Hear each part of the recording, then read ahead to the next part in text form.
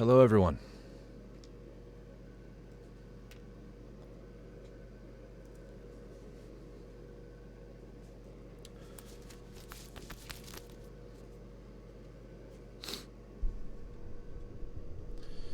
Bora, good morning, my friend. Good morning.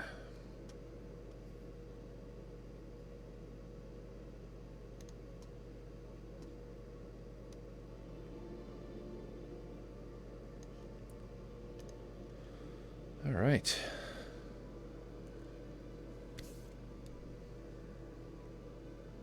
How's it going?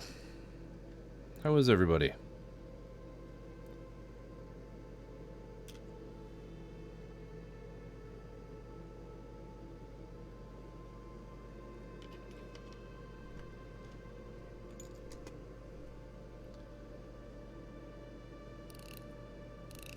Etchy.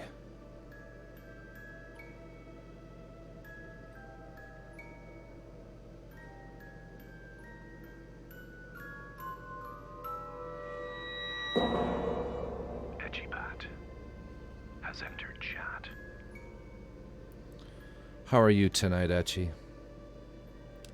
I hope you're doing well. I hope you both had a lovely half weekend.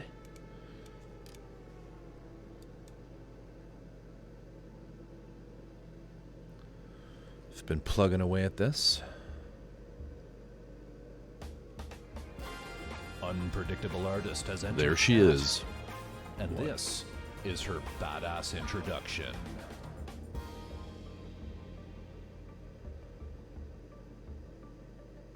So, per the title, tonight we're working on wrangling electrons. Using the baterias to control the angry pixies through the wires into the light-emitting diodes to create the cheesy effect of the glowing eyes.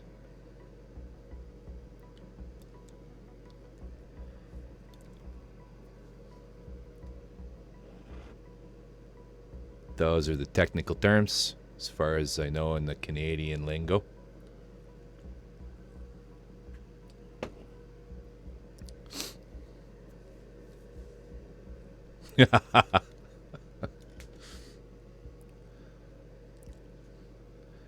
Bora knows what I'm talking about.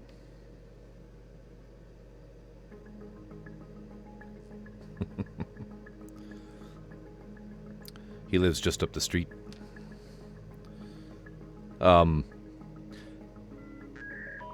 Hey, Drift.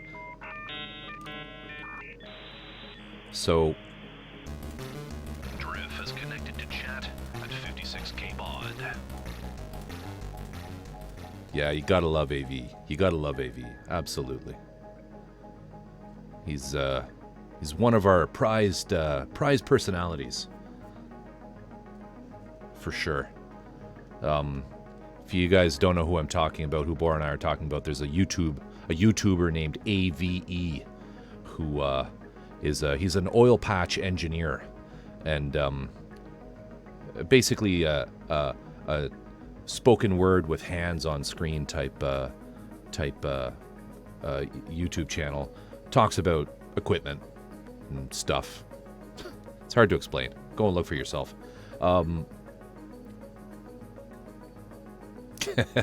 Cockford Ollie, or the ones about I like the ones that say things like this device will kill you and will hurt while doing so. Or he's got the Wemyss may cause blindness warning type stickers, but they're in Braille.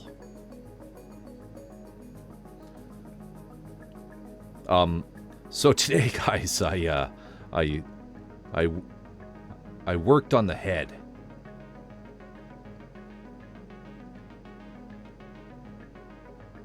That's right, not to be operated by fuckwits. Don't put your fingers where you wouldn't put your dingus. It's very true.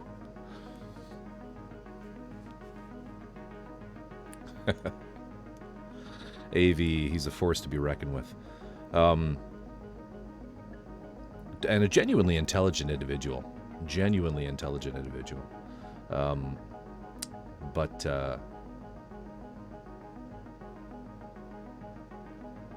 we gave I gave the double Zeta some head today, which you can see here. I also worked on sanding that piece. This thing is terrifying. It's just so delicate that I don't even dare sort of paint it and attach it until the very end, because I just know I will immediately snap these things off. They are so small and lightweight. So we did that, and we're going to just put it over here. I'll paint that some other time. But I did get the rest of the head basically done how I want it. TJ. Throw some shrimp on the Barbie. TJ, the man from down under, has entered chat. That's right, Boro. Don't even look at it. Well, I can show you what it looks like on it, but I know if I were to attach this and then start working on the arms, I would immediately break it. It's the first thing I would grab, right? But it's going to be red and orange.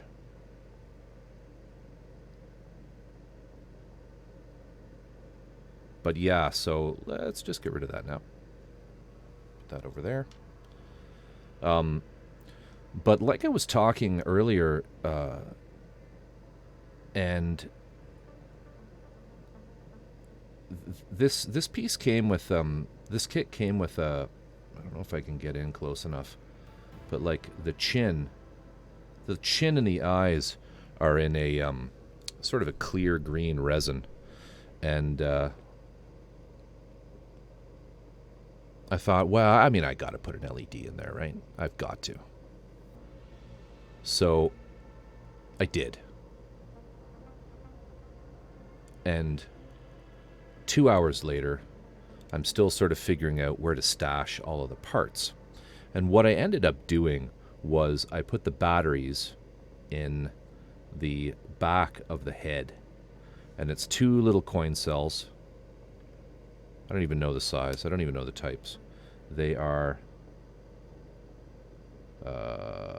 tiny. Doesn't say. Apparently they're alkaline. I don't know the size, but they're in there. So there's 2 of them in there, and I've run a wire out and down into this mess here.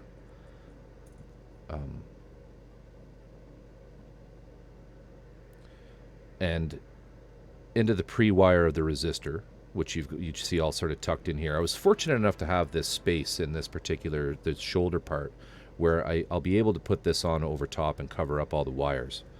But then that leads to the problem of where's the switch going to go? How am I going to turn this thing on? So what I decided to do was crack open the core fighter, which is basically like the abdomen of this beast, is this sort of spaceshipy type fighter pilot type thing, that because this is a transforming kit, and so you can there are these parts that pop out of it and can fly around and whatnot. I don't know. I just want it to be a robot, but instead of having this little guy in it, all right, we're gonna get rid of him. Bye bye. And I put a switch there. Now this is actually take 2 of the switch, because the first one I somehow got cyanoacrylate into the switch itself, and the whole thing seized up. So some bad words were said, and I'm now at this point where I've got a new switch in it, and I'm in the process of getting that sort of wired up.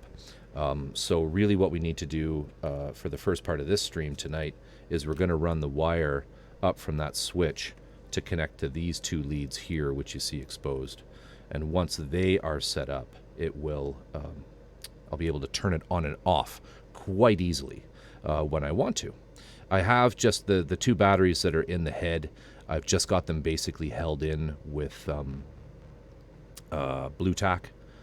So they're completely replaceable whenever, if and ever they do run out. These batteries tend to last forever, though, if you don't use them. But yeah. So anyway, that's kind of what we're doing. Give you an idea.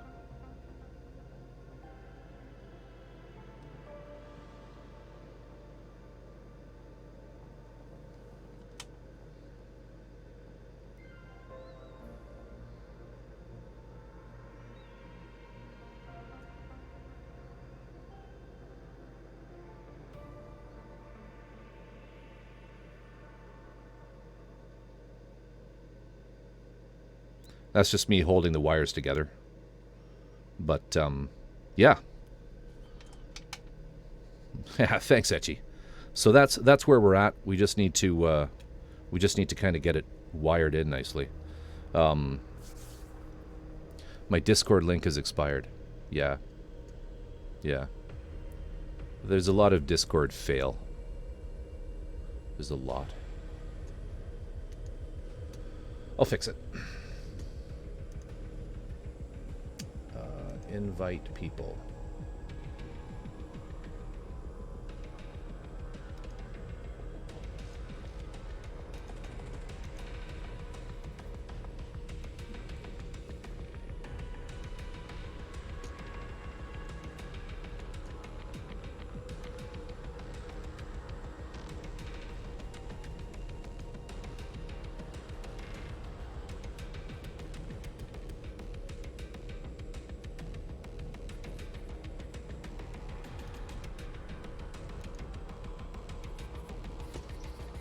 I thought I put a non-expiring one in there.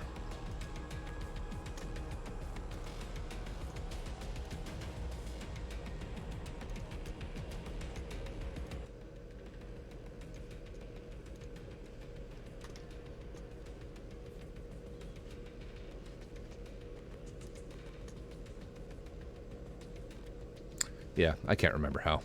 There, Echibat has one. Yeah, I'll fix that. I'll fix that at some point. I'm sure I put a non-expiring one in there. Maybe the non-expiring ones are lies. Anyway, so what did I miss here? What did I miss? Let's see here. Hi-ho, Groovers, hugs, Bora, don't even look at it. Bought another kit today. I definitely have a problem. TJ, what'd you get? Tell us what you got. Come on. Spill it. Spill it.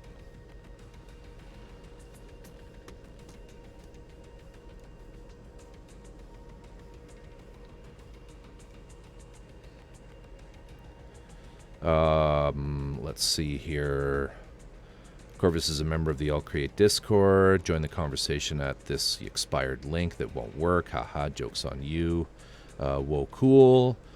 Nice work. Discord link's expired. Hola, good morning. And there's a real link. All right, so let's see if I can't get this working a little better. So I have this issue where I've only got just a little bit of cyano. It was something Ver.Ka. It was something. Okay. You're not giving us much to go on there. You're buying them like I buy them. Where it's just, that looks cool, I don't care about the name. I buy.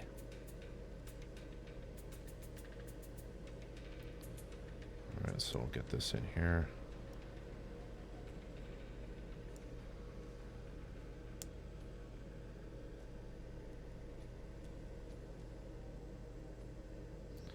So I think what I'll do to prevent, you see I put a ton of cyano in there before, and I think it just kind of got up in the switch body, which messed it up. But I really don't want that switch to come unglued. So I think once I get it soldered, what I'll do is I'll just sort of fill the empty space around it with UV epoxy, some UV resin, just to make sure it's nice and sort of stuck in there. Epion Ver EWMG. I have never heard of that one. Let's have a look.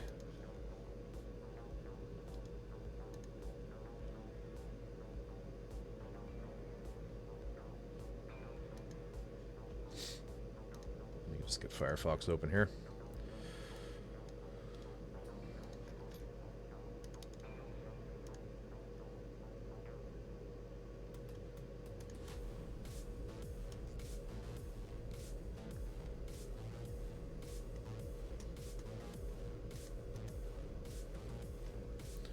Come on, Streamlabs. Scenes. Desktop. There we go.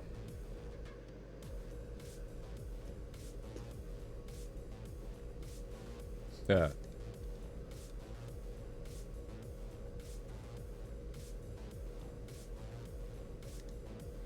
I want a big picture.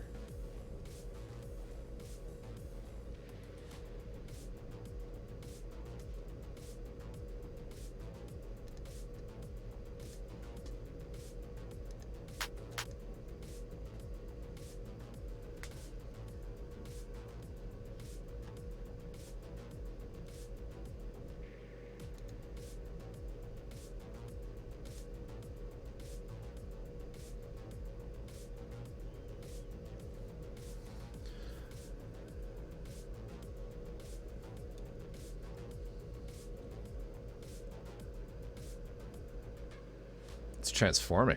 Cool.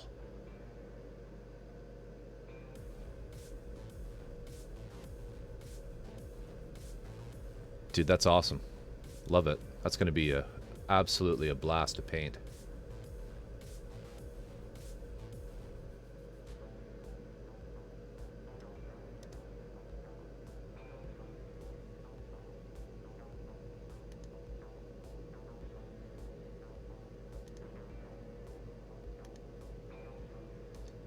That's it. That looks really nice. Good choice. LED right in the middle of it there.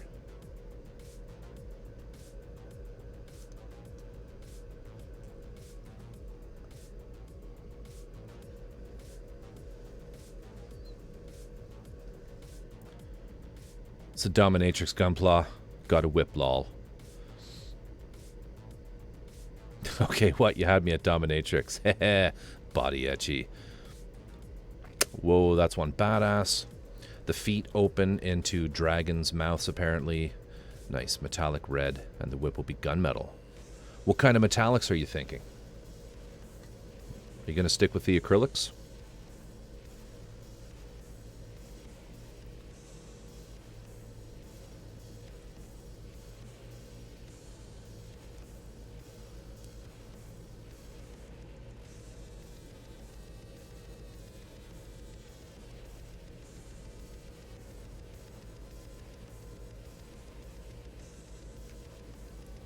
All right.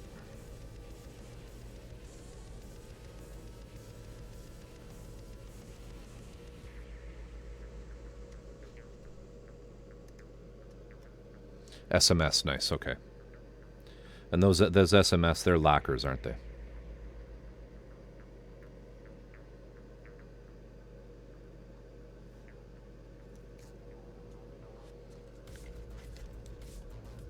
Yeah. I've heard good things about SMS paints in general, particularly the metallics. You could get some of their cool color shifting ones. All right, so I'm using Kester's organic core rosin. Or sorry, it's not rosin solder, it's organic core solder. I like these older Kester solders because they're full of lead and work really well.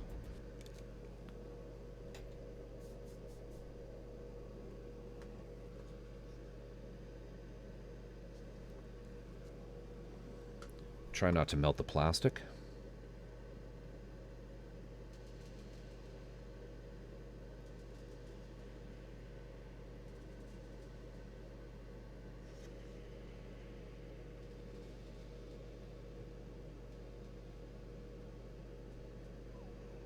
Trying to do this without getting my flux pen out, but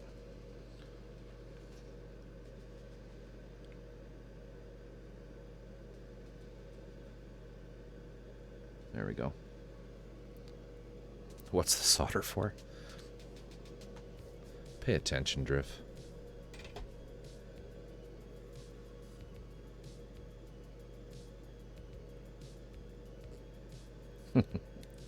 Yeah, oh, were you not here earlier? Spent the first like 15 minutes of this talking about LEDs.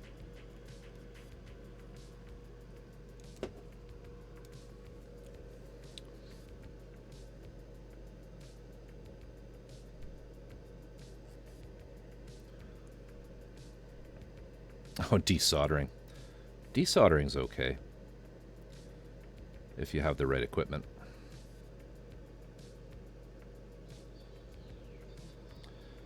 Yeah, so I've basically got the LED kit done, Drift. Well, it's not a kit. I keep saying the LED kit, but it's not a kit. It's completely, this is completely scratch build. But I've got a couple batteries in the back of the head, and the LED, one of the little Evans design LEDs in the clear resin. It's kind of embedded in the clear resin part that forms the eyes and the chin.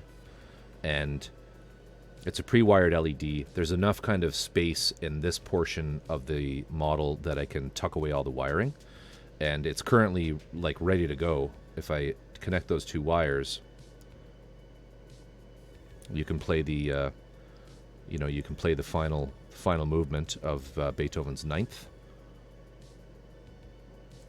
And what we're doing now is we're trying to get it actually switched, like a switchable system. So down in the core fighter, like I'm basically putting a switch where its belly button is. Hi everyone, hide your manga. Dreamcatcher Sky just entered Corvus's chat. Welcome to the stream, Dreamcatcher Senpai. Dreamcatcher, welcome.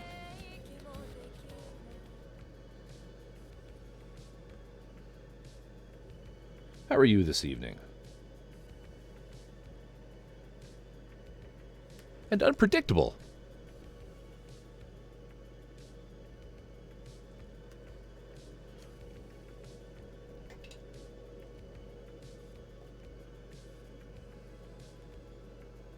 Yeah, so Drift, we're wrangling some angry pixies here.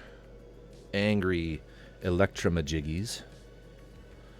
Hello, darlings. Looks like you found room for... Yes, I did. I did indeed find room for the LEDs. LED. Not a lot of room. But we should be able to figure it out.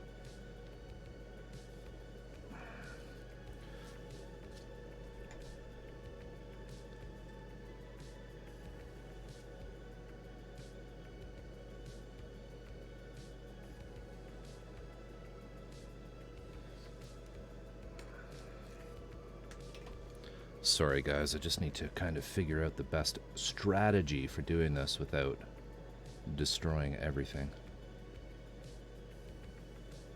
There. How are you tonight, Dream?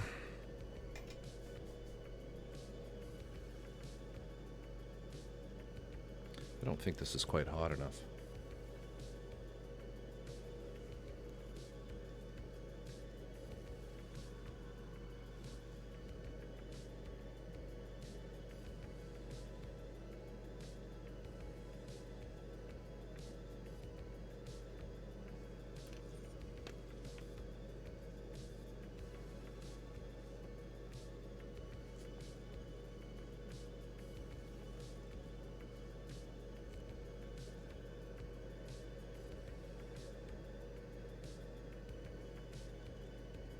Hey, congratulations.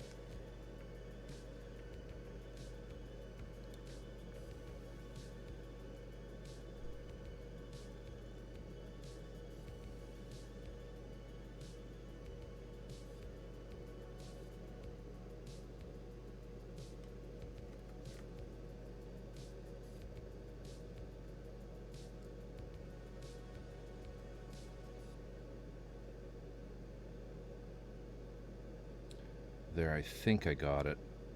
I just need, like, it just needs to be tacked. So I did melt the plastic a little bit, but that's okay. No one will know but us. I have no idea. I have no idea. I'm not Catholic. I haven't the faintest idea either.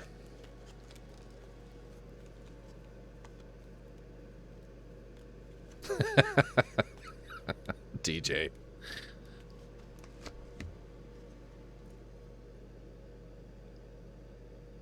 I think that'll hold. I mean, I'm going to put a bunch of UV resin in there, so I think we'll be okay.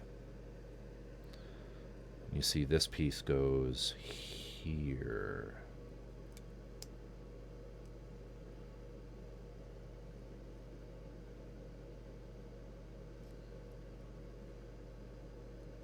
And there is a canopy that I could put on, but I'm not going to. Because it gets in the way. This part's completely hidden by this piece. So it doesn't matter.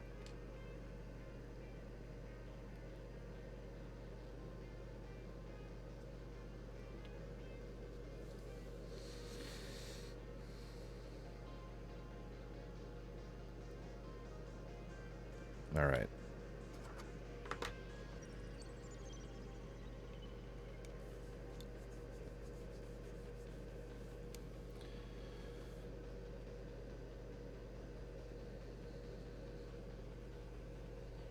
TJ, it's the resin is like a light blue green, and the LED I put in is a green LED. It kind of just because of the in fact I could probably do this if I just turn this way down.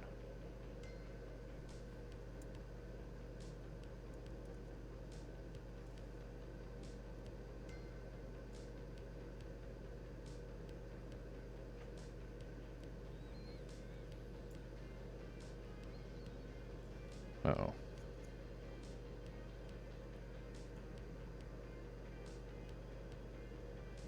Uh-oh. Problem. It's not working anymore.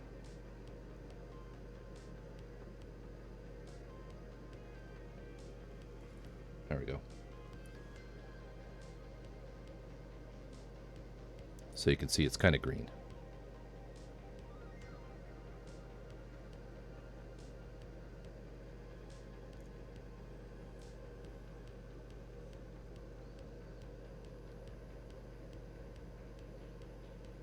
Thanks, Dreamcatcher. Sorry, not the LED light. That bit that isn't red or blue.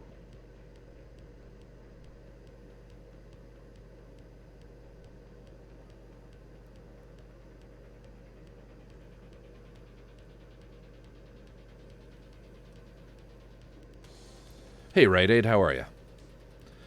Going to paint the recess of the eyes. Probably not.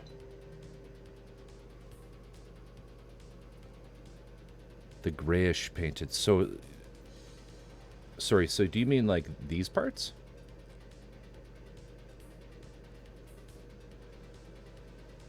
I'm good, Rite Aid.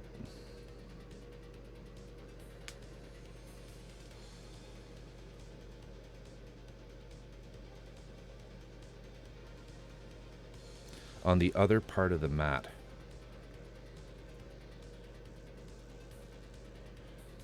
This?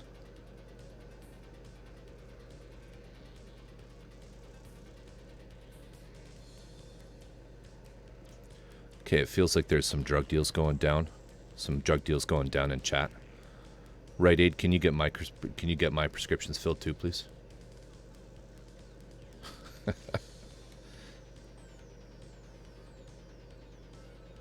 Okay, so what are you asking, TJ? What color is the light part, white or gray? This is a light gray, if that's what you mean. There's a big-ass bug in here. Oh, I really hope that lands on the camera and terrifies everyone.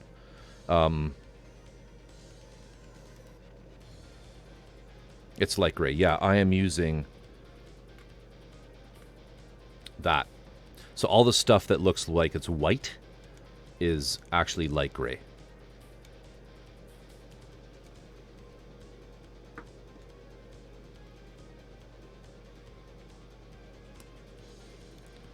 So I think now, just give this a little wiggle. I think I've got it pretty. I mean, I'm just tacking this stuff on because it doesn't even need strain relief. None of this stuff is going to move.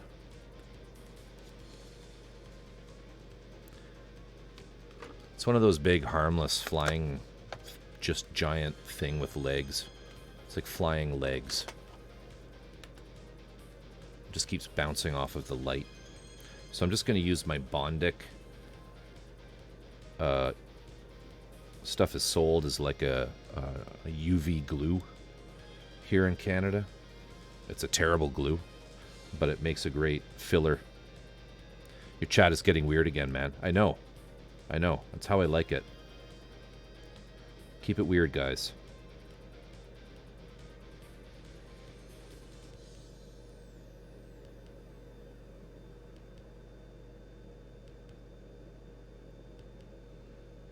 Be like, what kind of drugs are you, what kind of drugs are being sold here?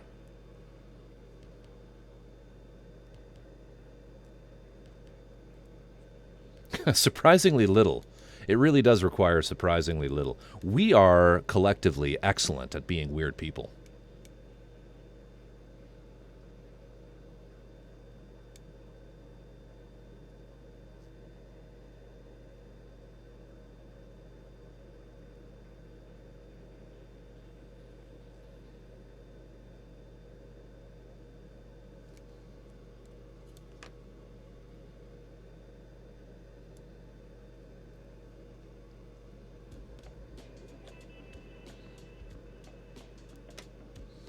Antipsychotics, ADHD meds, all in bulk. I buy drugs once a year.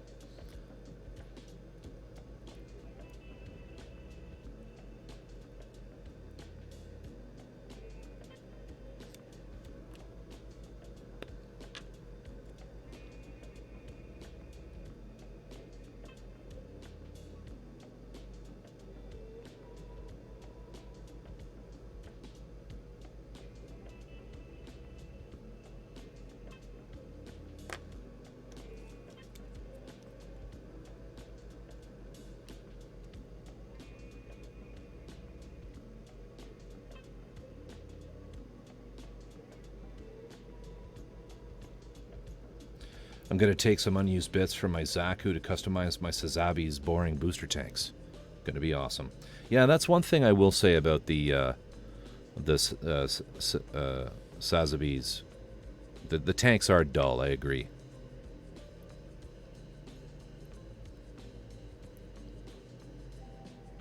Have you met William, my personal FBI agent? He gets paid to sit at a desk all day and make sure I obey the overlord wizards that secretly run the government. Hi, William. I'm in Canada. You have no jurisdiction.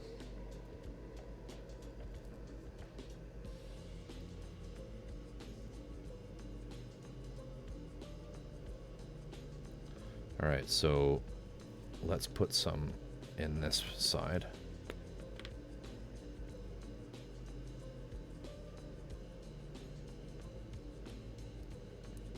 Let's make this really permanent.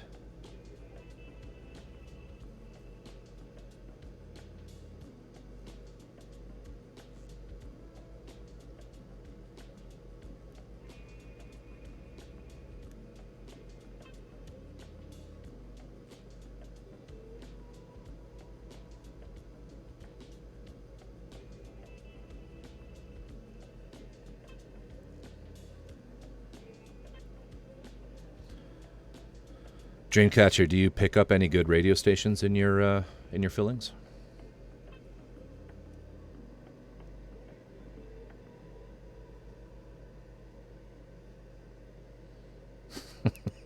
Or it doesn't work?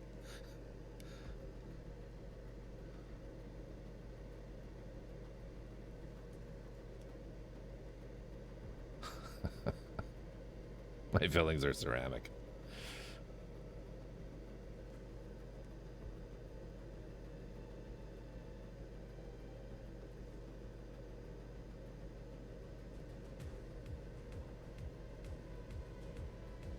Too funny.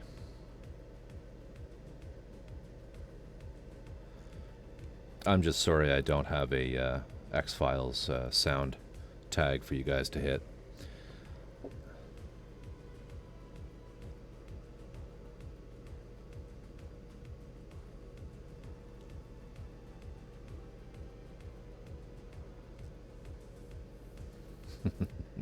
That's right.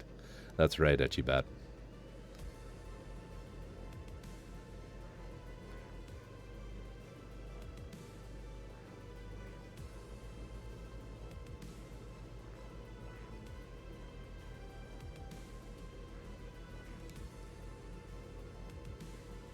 That's right, I got my fillings for free from Amazon.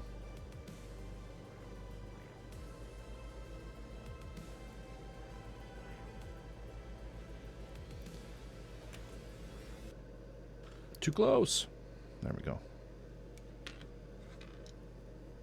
So I'm just using this overpriced UV resin in a tube to just sort of build out the area here so that this switch is really well and truly encapsulated in here.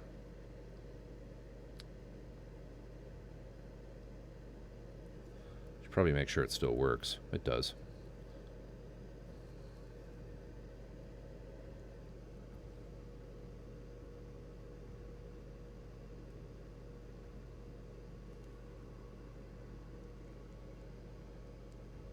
Once when I was a wee tot, I chewed on foil because I didn't know it would cause an agonizing reaction to my fillings.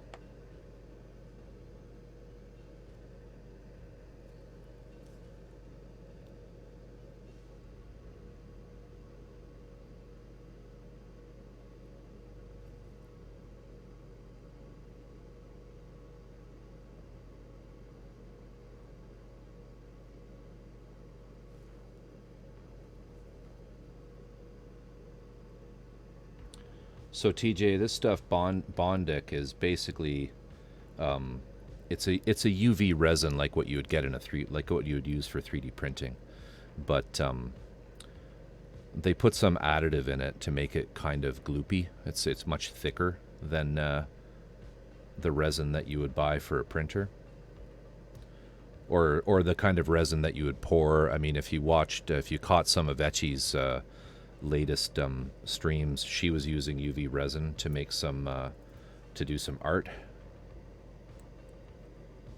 and she made some keycaps, some very cool keycaps, and it's the same idea. They market it as a glue, but it's actually kind of a crappy glue.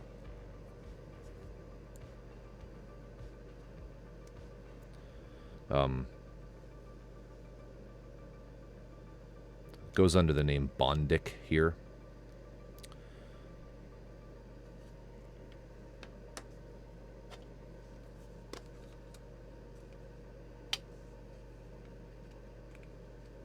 Not particularly. It doesn't really. The problem is it doesn't stick to stuff. It's yeah, it's basically a little.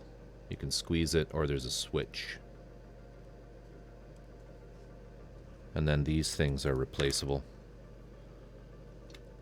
But it's horrifically expensive. Like, it, I mean, you know what it is, actually, right? Like, it's just UV resin that they've changed the viscosity. But it's like $20 for a tube like that.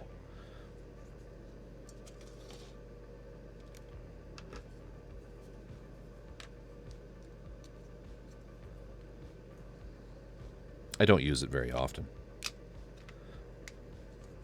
Yeah, exactly. It's insanely expensive. But it's thick. Like, so you can squeeze it into a little crack and then leave it there, and it won't all drip out while you mess around with it, getting the UV light ready. But I just wanted something that was going to hold that switch in. So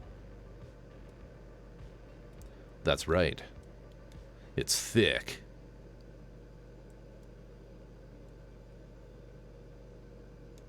Yeah, $12. I mean, it's a lot of money for what it is. All right, so now we're just going to fold this over like so.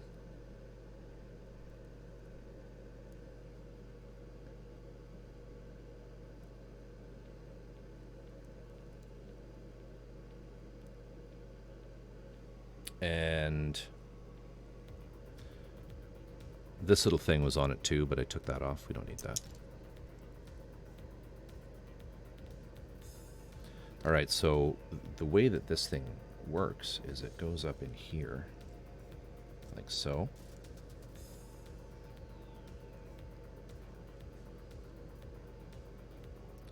And then this will go in here.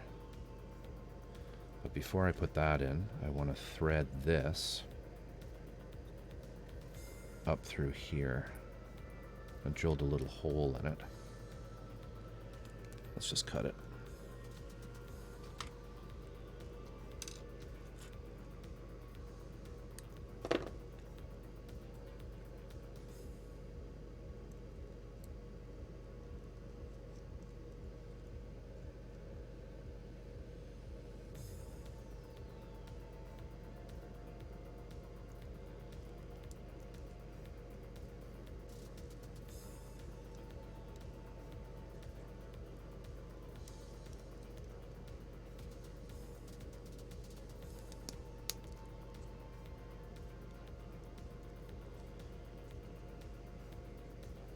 Okay. The makers didn't intend for you to install lights. You're having fun wrong.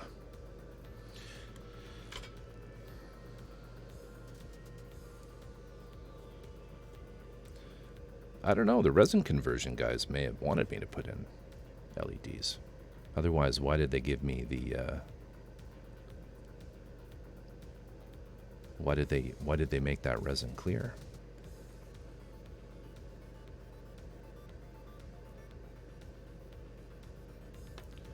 All right.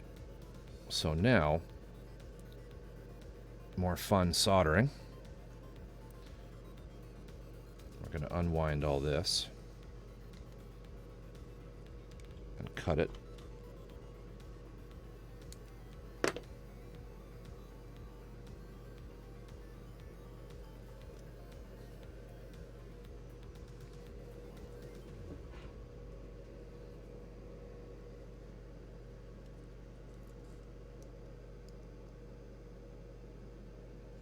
There was a little blue piece that snapped in here that I got rid of as well. I don't need that.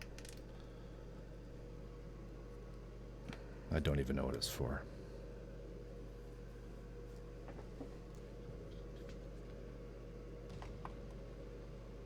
You'll also notice that the decals of shame have been removed.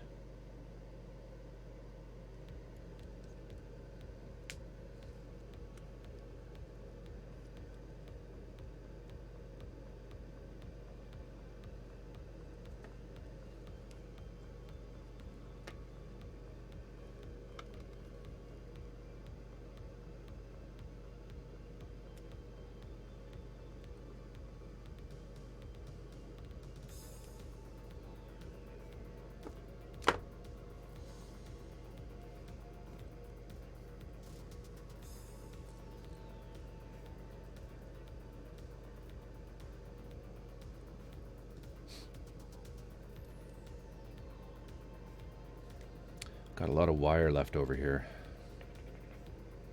Maybe what I'll do is I'll just sort of snake that around a bit.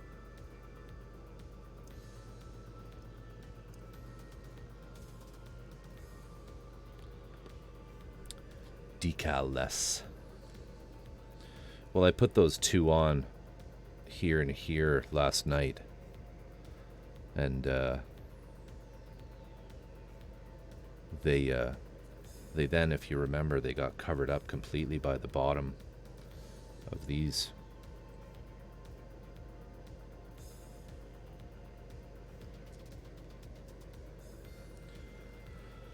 No, I hadn't done clear yet over them.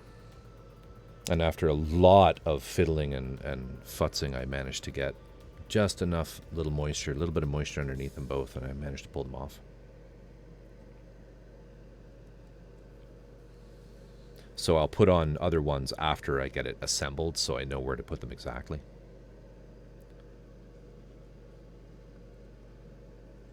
All right.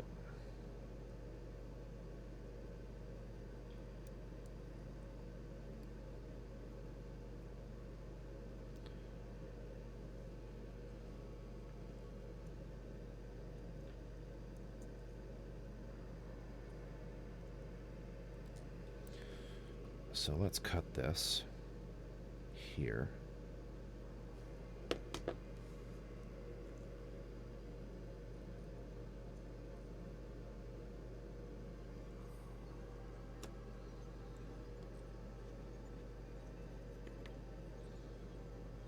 And then we'll just make some little loops.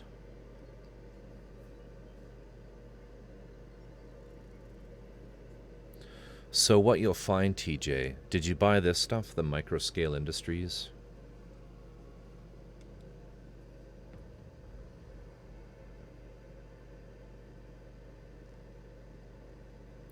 Because generally to just apply decals to a flat surface, all you need is this one. All you need is a setter. Or even just, I mean, this helps the adhesive quality of the decal, but the you can use water. I mean, they're called water slide decals, right? The softener, the decal softener, is really just used if you're putting a decal over a surface with a lot of texture. So for example, if you have a decal that needs to go across panel lines, or across a you're told it makes them look better. That's a very general statement. What the softener does is it makes them softer. It makes them softer and more fragile, but it also makes them more malleable, so that they will sort of deform themselves a little more easily into all of the nooks and crannies that you might be putting them on over top of. So, you know, like if you were putting a decal across, like this,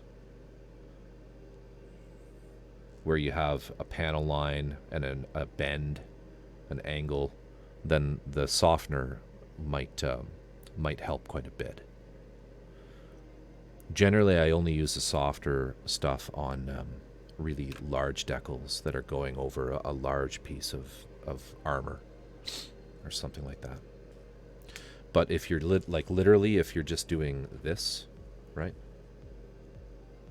Like a tiny, tiny, tiny little decal on a completely flat surface, you don't need to use the softer after. It won't. I don't think it'll make it better. Maybe someone else in chat has a different opinion, but that's sort of my take on it.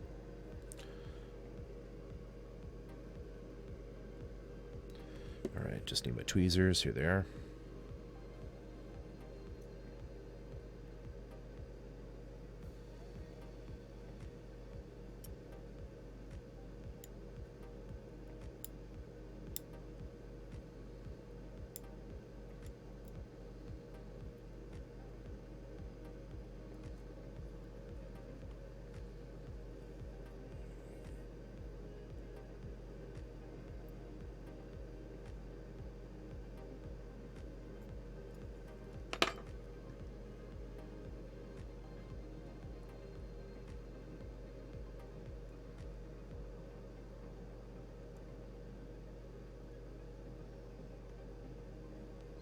Just make sure it works.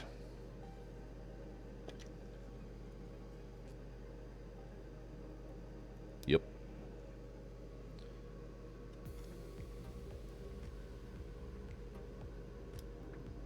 And I'm just insulating these leads with masking tape in here because there's really not enough room for big pieces of shrink wrap. I don't have any ultra thin, really, really small gauge shrink wrap, so.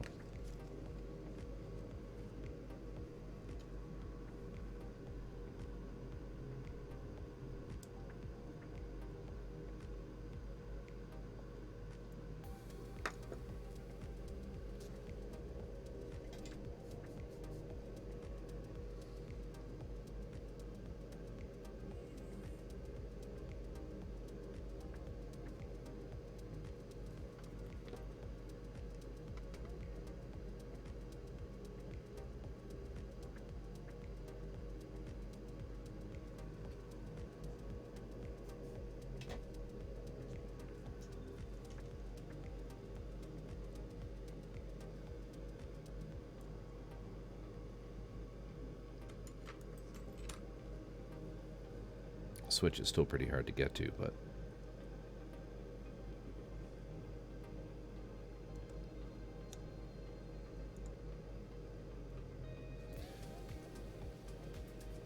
there's still something kind of flaky going on somewhere in it, which is a little worrisome.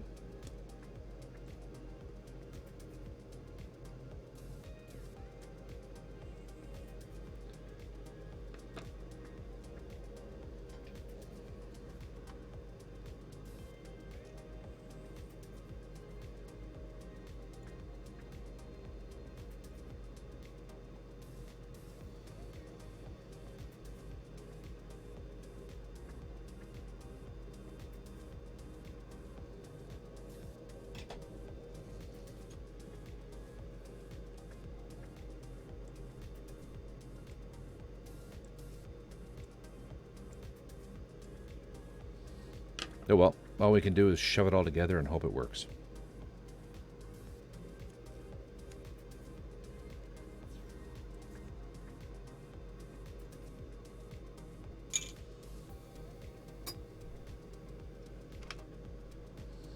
My desk is a mess.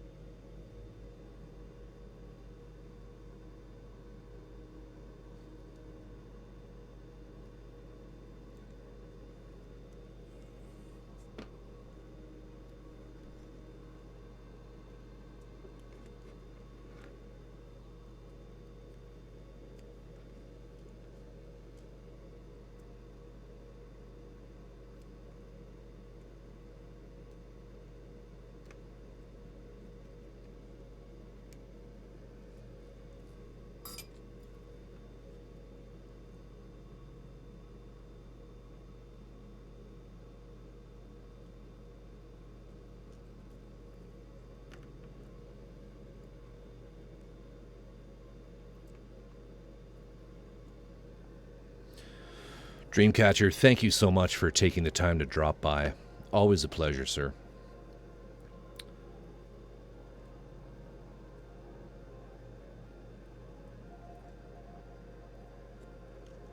Hope everything goes well tomorrow.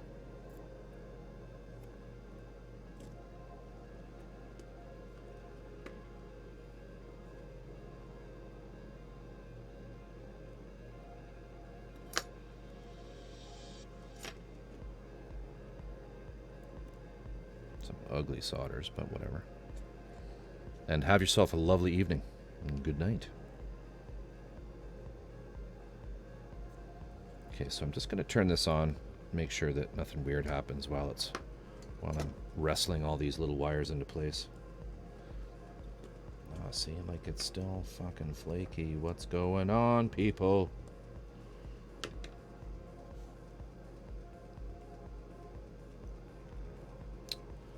What is the deal? So that's definitely on, I think.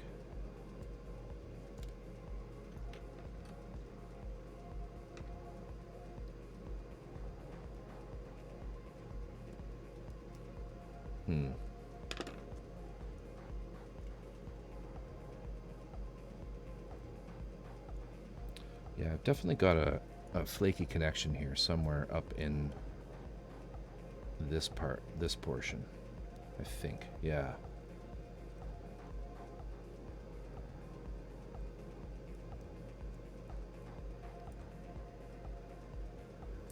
I spent 2 hours with my airbrush trying to find why air but no paint was flowing. The chrome paint had gone all chunky inside the nozzle after the cup. No idea what I did wrong.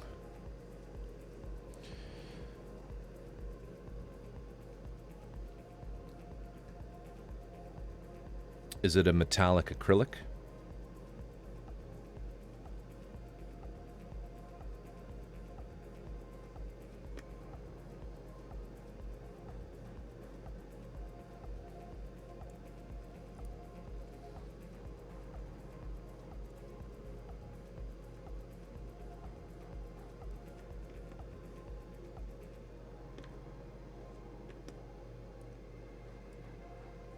You gotta find out what this flaky wire is.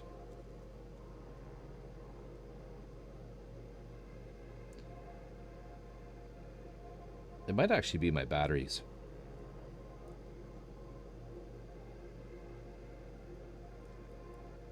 I wonder.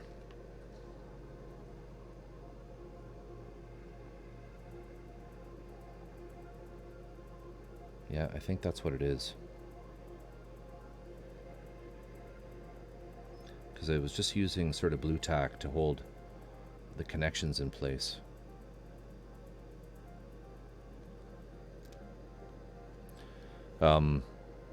Vallejo chrome metal.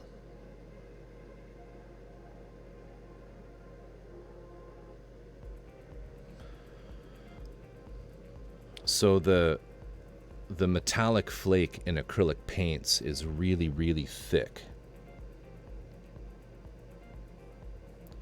Wow, okay, no thinning agent at all.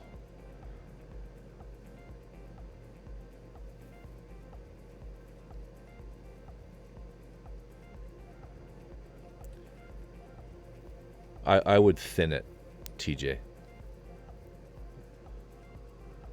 Like, you need to like, personally, I've never purchased anything from Vallejo that didn't need quite a significant amount of thinning for it to work correctly.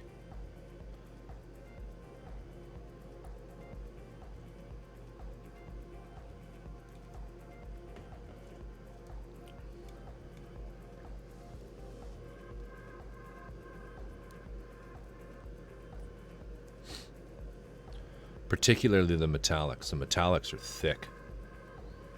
And that is with 2 C's.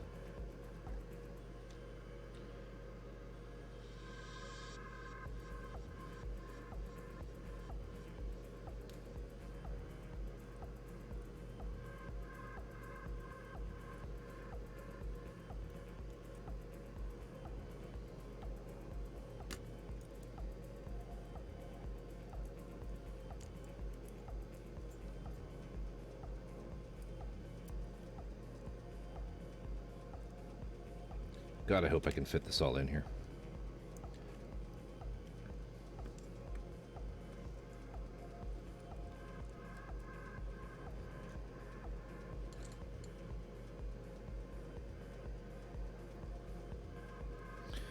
I won't buy any more Vallejo air paints. The metal copper is so thin it slides off like water. Yeah, it just takes a lot of practice. And airbrushing acrylics is difficult to begin with, in my opinion. I know. Like it's my opinion that they are compared to lacquers, and even the solvent based. I think you had said that you can't get Tamiya paints very easily, but the Tamiya solvent based acrylics are far less toxic than lacquers, but still highly paintable, highly airbrushable. Sorry.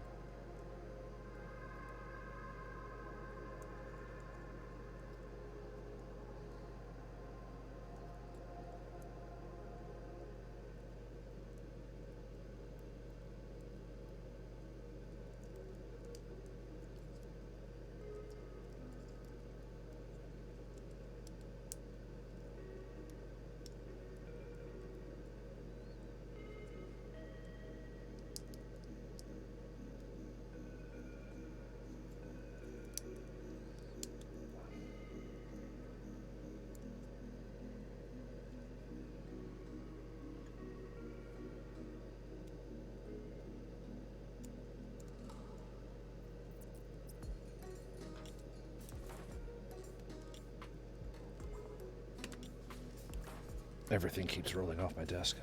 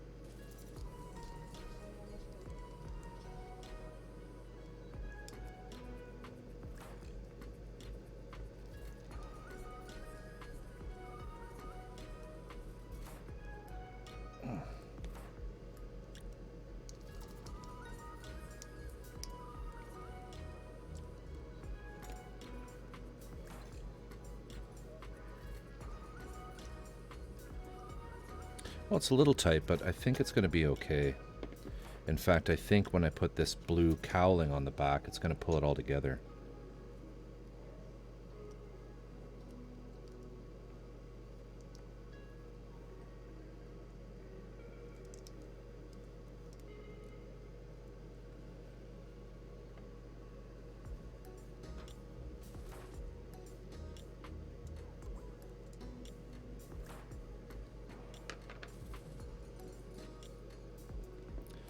before I do that, I need to...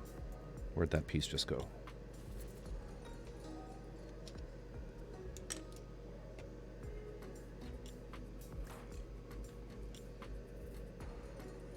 What the hell did I do with it?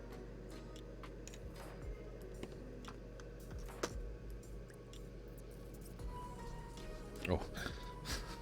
Smooth brain.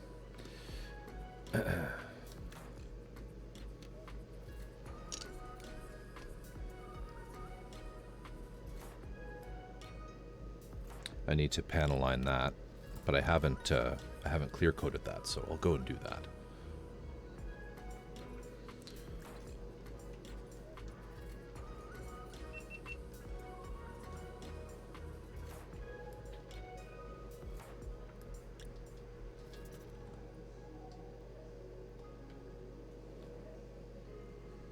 Is this working?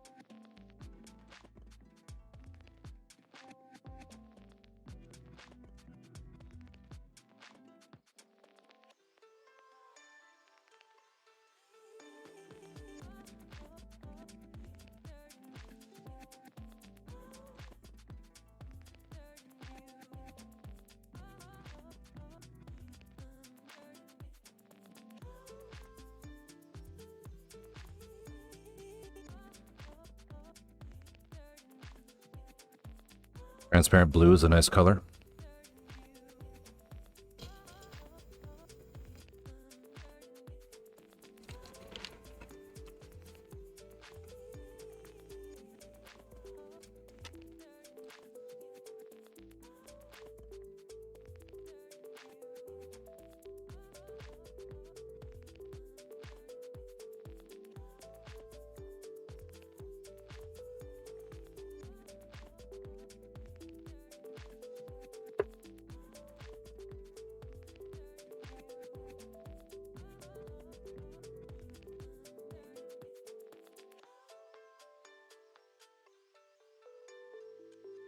It's just alcohol.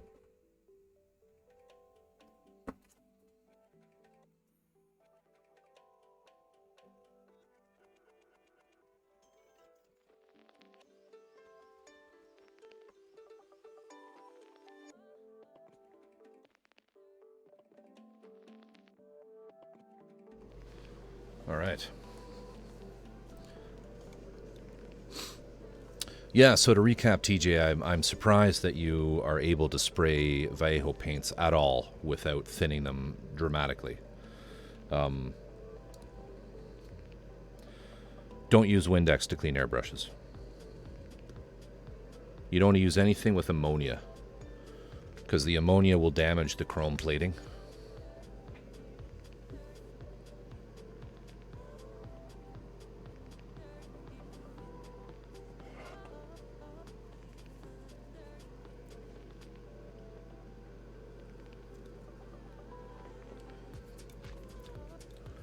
If you're painting with acrylics, I suggest just either some of the thinner or isopropyl alcohol. Does a good job of cleaning acrylics. And if you're spraying with lacquers and or enamels, you should get some simple spirit. Well, for enamels, simple spirits are fine. And for lacquers, just get some hardware store lacquer thinner. and decant it into, you'll see me using this. This bottle. This is just hardware store lacquer thinner. You don't thin your paint with it, but you clean your brush with it. That's my advice. I mean, with lacquers, you really sort of have to use lacquer thinner to clean it. Nothing else will work.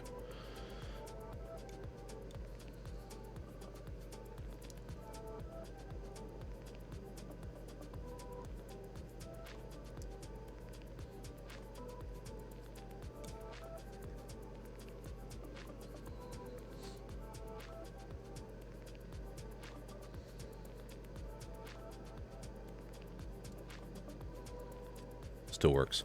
Yeah, the Windex one is, I mean, I don't know if it's apocryphal or not, but I have heard it from actual airbrush teachers to not use anything with ammonia.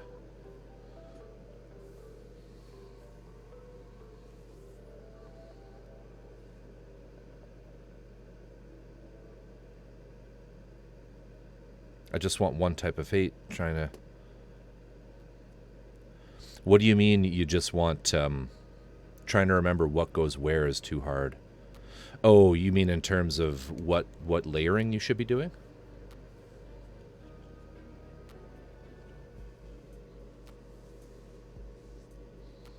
I mean, the general rule, and I'm actually in the process of writing a bit of a guide to some of this stuff that will be linked to a channel command. But the general rule is that, so there's nothing wrong with lacquer and acrylic, but what you have to remember is the sort of the rule of the three paints, where acrylic can go on top of anything at all. Enamel can go on top of lacquer, but it can't go on top of acrylic. And lacquer can't go on top of anything.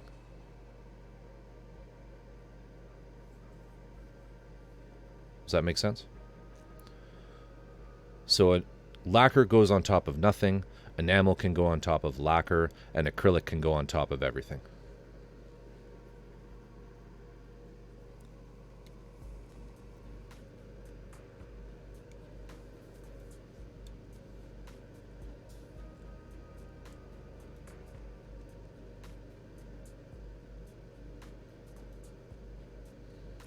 Lacquer as a base over plastics and resin is actually usually tougher than acrylics, because the solvents that are in the lacquer, those cellulose solvents, are quite hot, and they do sort of melt the surface of the plastic. Melt isn't the right word, but they adhere themselves at a microscopic level with a bit more force, we'll say, than acrylics do. So you'll find that lacquers are generally just a little, like if you're painting something like Gunpla, lacquers are an excellent choice because they're very tough, they're very durable. So you can pose the kit afterwards without too much worry about damaging the paint.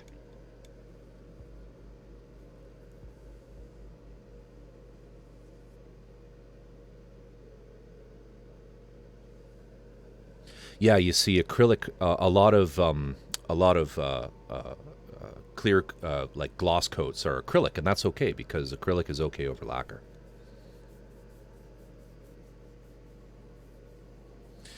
Oh, and I see what you're saying, right? It's thinner. Yeah, like if you look at something like Mr. Surfacer thinners, or sorry, Mr. Surfacer primers, they're extremely thin, so you don't lose any of that panel line detail when you're spraying with lacquers. It's quite amazing. They're so thin that you generally don't lose any detail.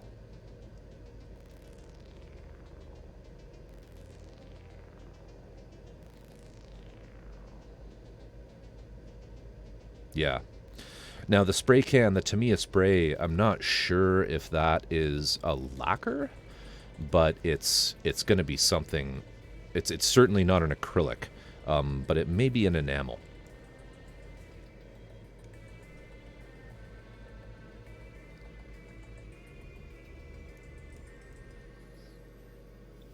Yeah, and I can't remember. I can't remember.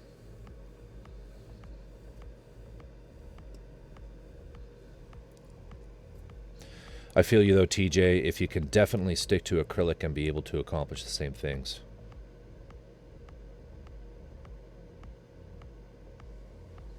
I mean, the advantage of acrylics is they're safe, right? They're safe and available. You know, this hobby has, you know, there's so many brands of acrylic paint available.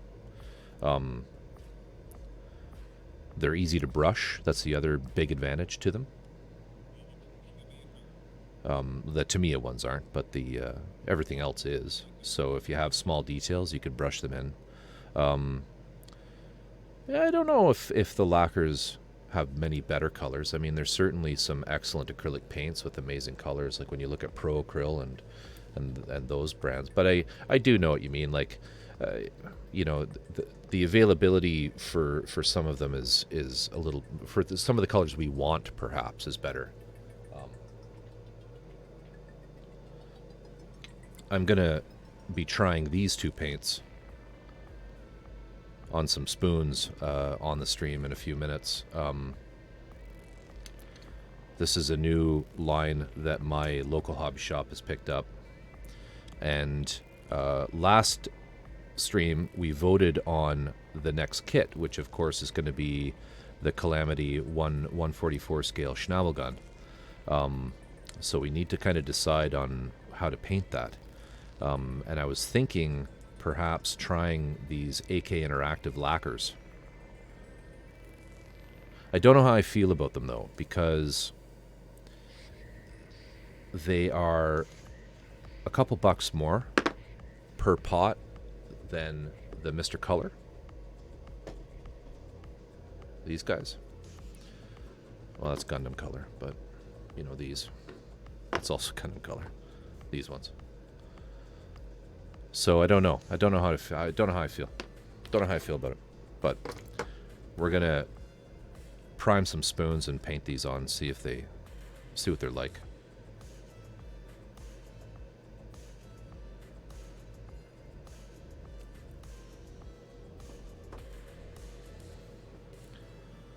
Okay. Let's keep going here. So I'm going to have to glue that down a little bit.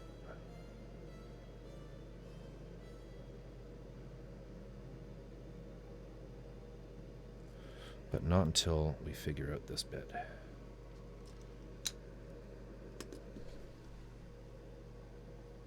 Is this thing dry? Yes.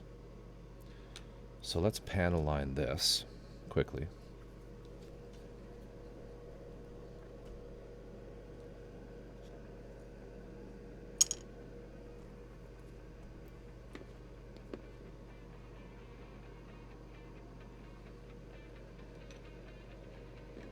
So for those of you who voted on the Schnabel gun, what color scheme do you see that happening in?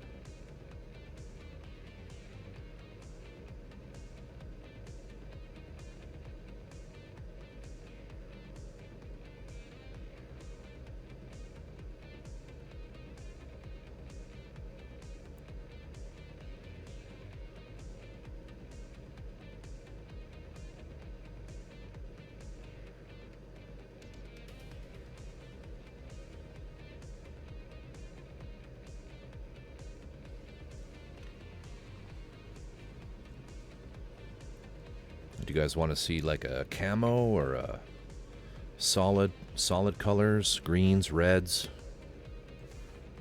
You can even bust out some of Luca's books, have a look at some of the things that he's done in them.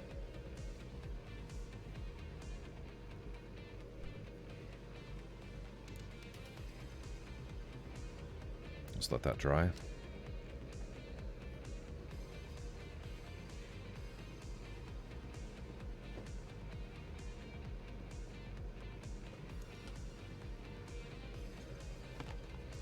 Greens, yeah.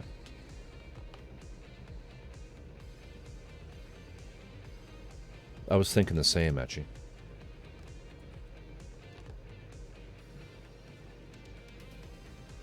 Well, you probably... Well, here, I'll show you again.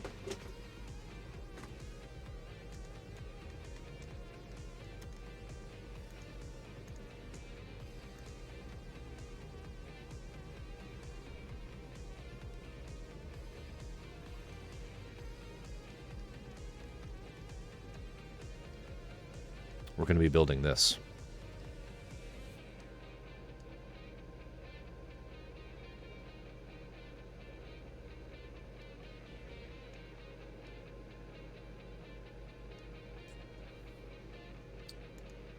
We'll just forget he's there.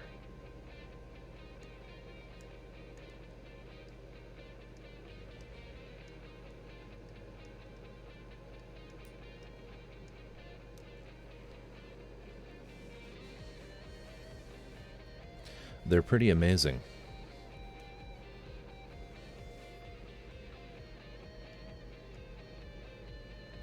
And they're all pinned, I believe. They're all so you can actually have it, you know, on top of something with the claws kind of facing down. If I remember correctly. We can look after, actually.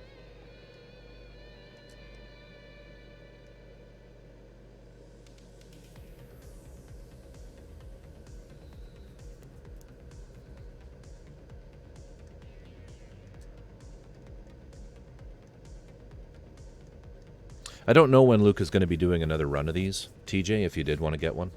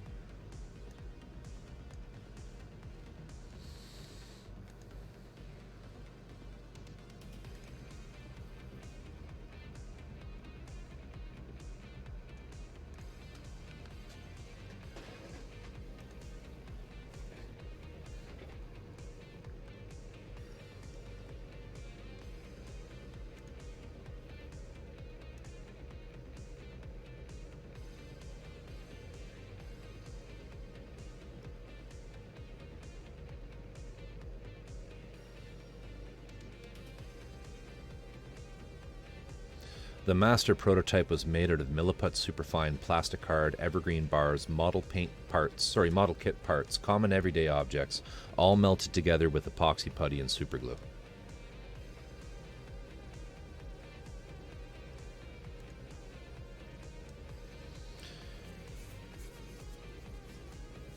That's right, yeah. So yeah, actually I was sort of thinking green. I don't think I want to do camo. I mean, I could if people want to see camo. You could do the silly putty camo type thing. I just don't know because it's 144 scale, so it might be a little tricky being so small. But, I mean, anything's doable. And then we'll weather it a lot. I mean, that's the other question I was going to ask is, do we do this one really weathered up? I mean, do I do all the hairspray chipping? I mean, I don't know if some of you were around when I was building the Waldo in January, but I did a lot of the... that's why I voted for it. Weather the fuck out of it. All right. All right. I get you. I get you. Well, I think that's that. Etchy has spoken, so we can move on. I mean, this one is lightly weathered, but I was thinking more like this level of weathering.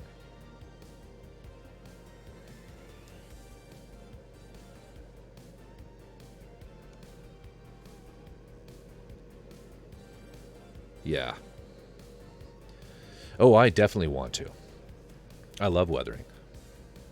I don't know if you were here when I brought the Briegel out. This one.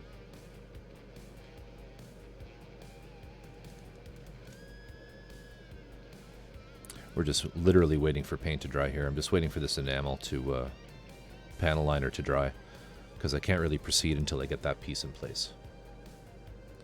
So we have to make small talk. It was rainy here today.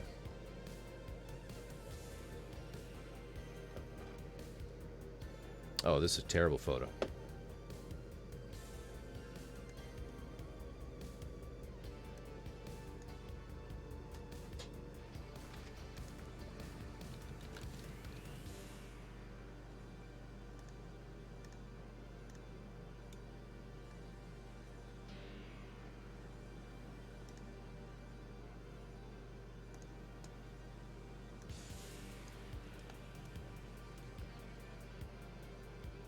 Ian McHugh. I'm nervous about weathering, so I'm slow with my projects by the time I finish. Yeah. But that's the whole point, right? With weathering, you're supposed to ruin it.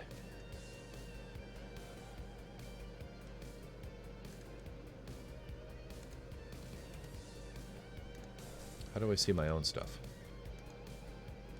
Is it this?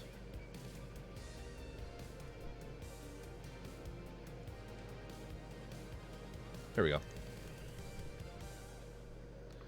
Yeah, so this kind of level of weathering.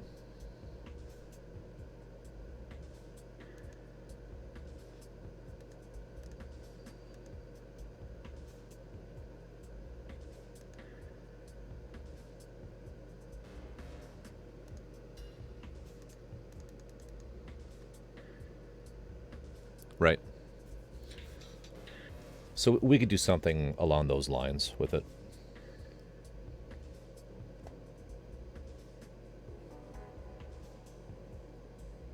This one I actually did. This one I actually did with salt. This is the salt technique. I don't actually do that really anymore. I don't really feel that you really need to. You can just use hairspray and get a pretty decent job of it. The other thing is the AK interactive fluids work quite well. So yeah, if we can do something like that in greens. There was a little bit of a camo workup on this as well. You can see these lighter colors. You can see it in the shoulder blades. But something like that. But maybe not with the camo. Because that's the thing with Lucas kits. I find they gotta look rusty as shit. It is diesel punk after all. Anyway. Nearly $400 kit for me. Which one's that? Most of Lucas kits they're expensive. Sorry, I said most of Lucas kits are expensive. All of Lucas kits are expensive.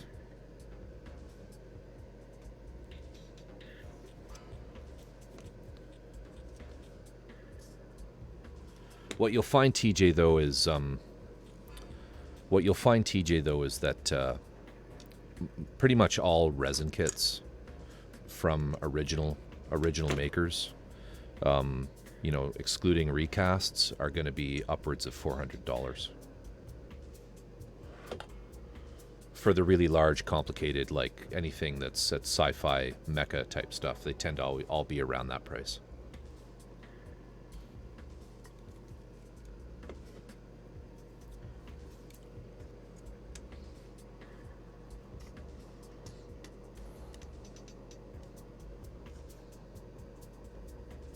Let's see if this is dry.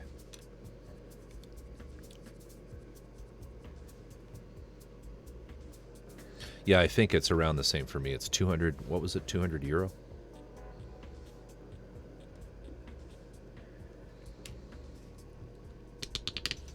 He sells out, though. He does them in lots of 50.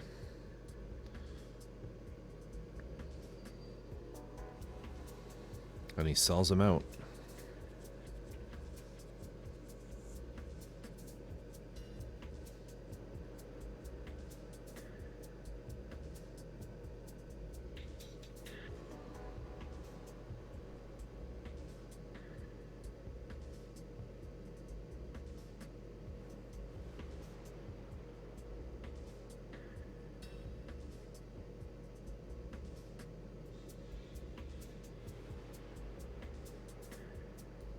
This could be a little drier, but it's okay.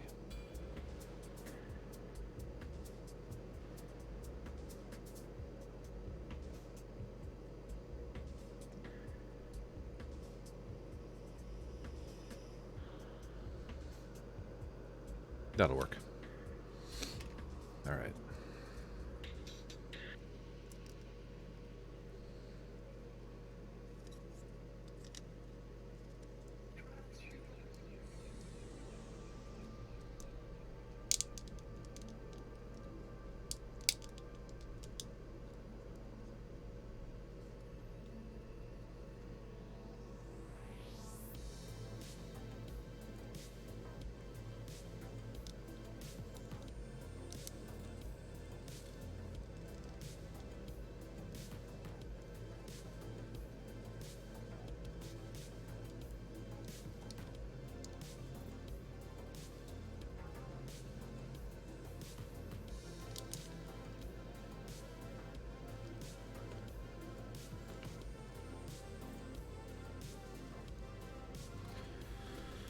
All right, hopefully it still turns on. It does.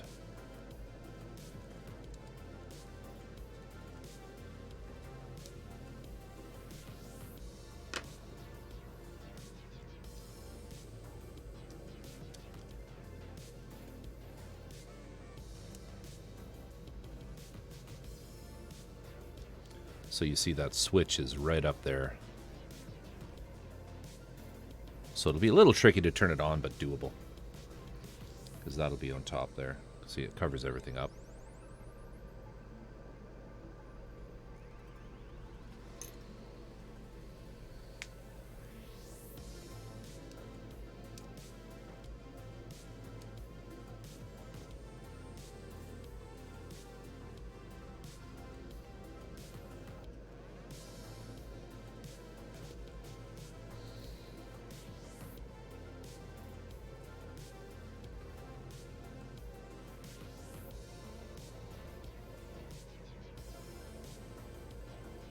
Can't work out the complementary colors.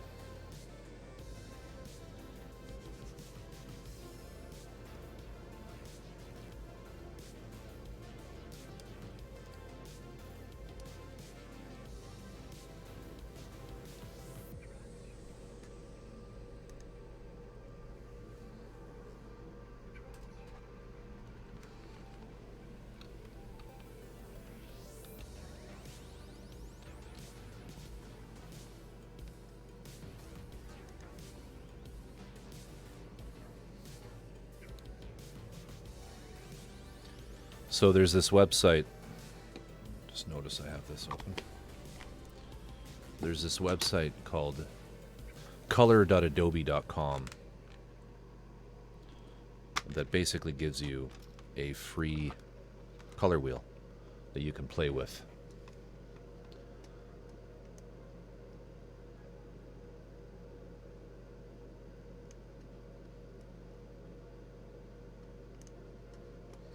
But what you can use it for is to dial in complementaries.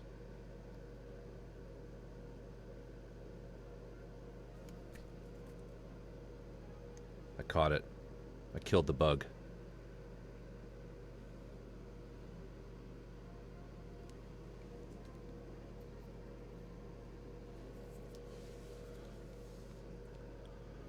So yeah, I mean, if you just want to experiment with palette,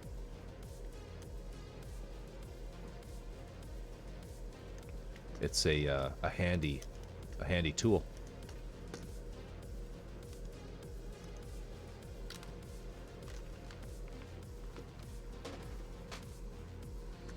It's a bit of a rabbit hole, but It's kind of neat. Lets you see a palette. Just sort of what you want.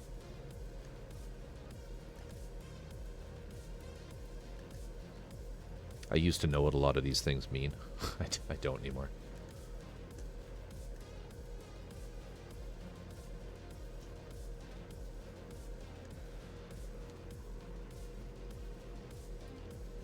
That's basically it, yeah, unpredictable. I'm having flashbacks to my color theory classes. But yeah, it's just color.adobe.com. We'll take you to the take you to this, and you can kind of just experiment.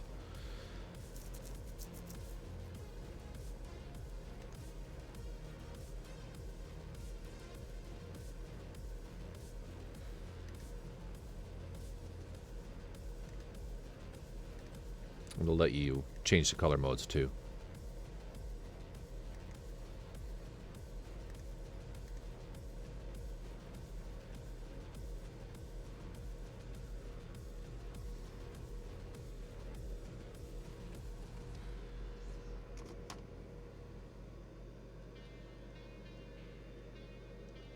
All right, so let's get this guy in here.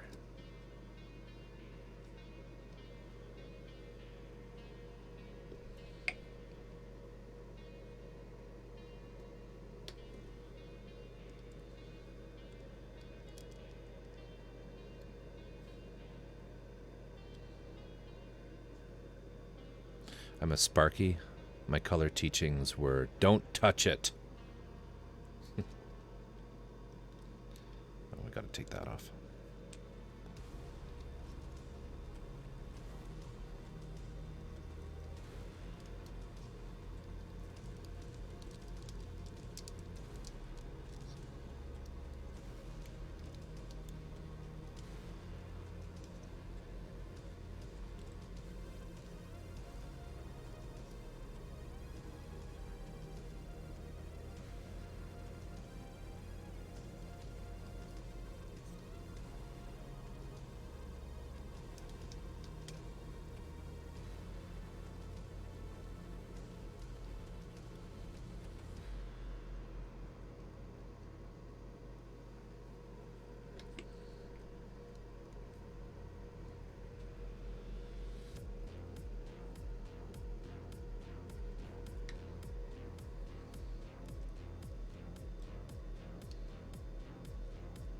Pretty handsome devil.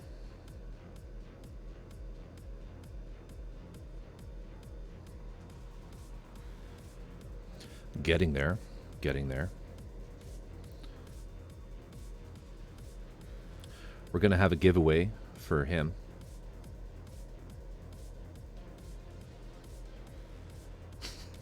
Joking.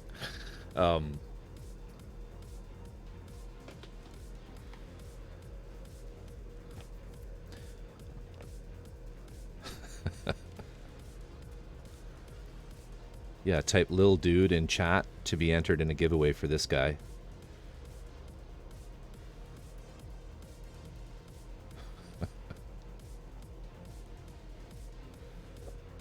I was taught color theory so early on that I was confused to actually learn it by the rules later in life.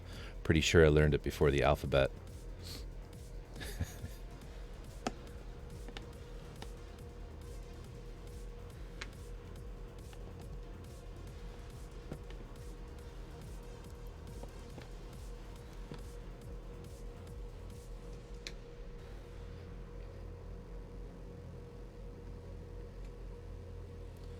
It's funny, all of that, what your parents teach you, what's important to them. Because while you were having lessons in color theory, I was being taught Ohm's law.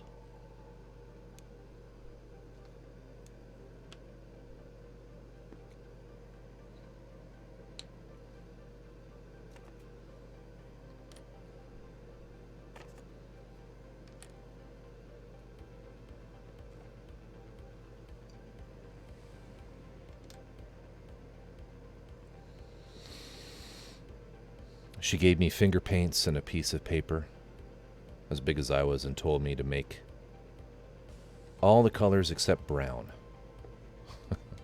That's a good exercise because that's the color you get if you mix all the colors.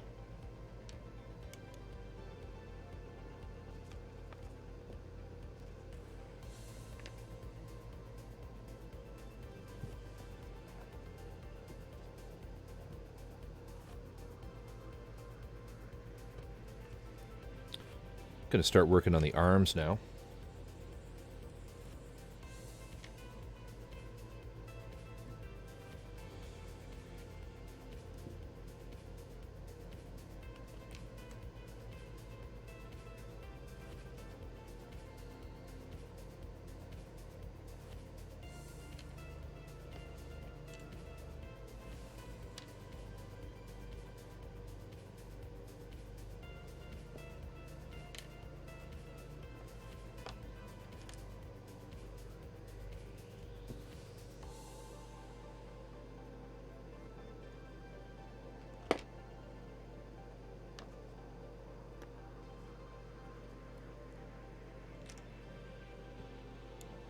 Where's the other one of those? There it is.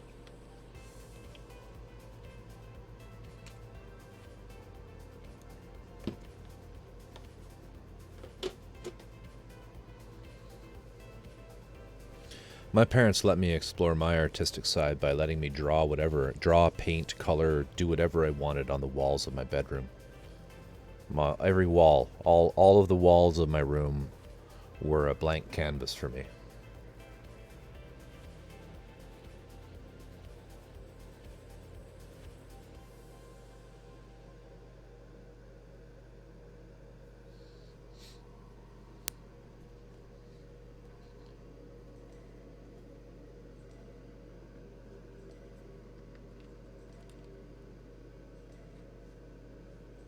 All right.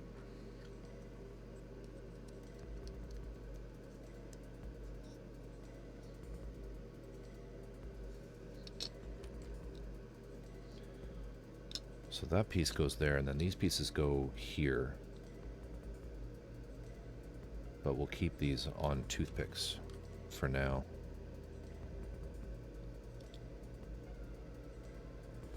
So that I can airbrush them easily, and then these go on the sides like this.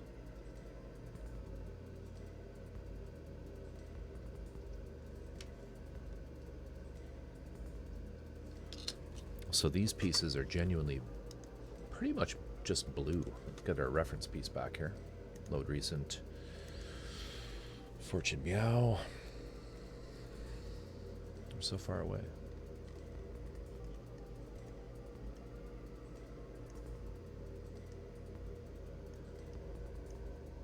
Yeah, so we've got some blue in here.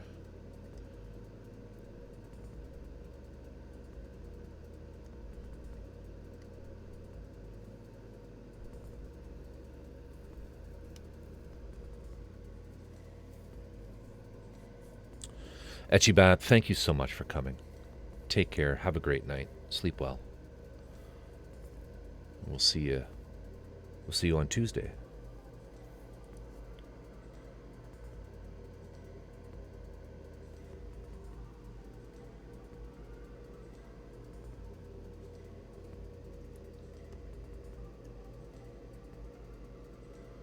The lighting in these photographs, I can't tell if they're using multiple shades of blue or if it's just the lighting. It's difficult sometimes. I think they are. I think that's a lighter color than this. Which leads me to believe that all of this area here is all light blue.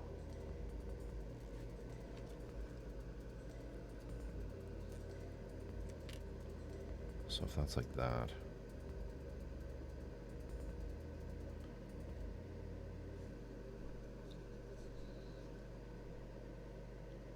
Oh, I know. I know, unpredictable.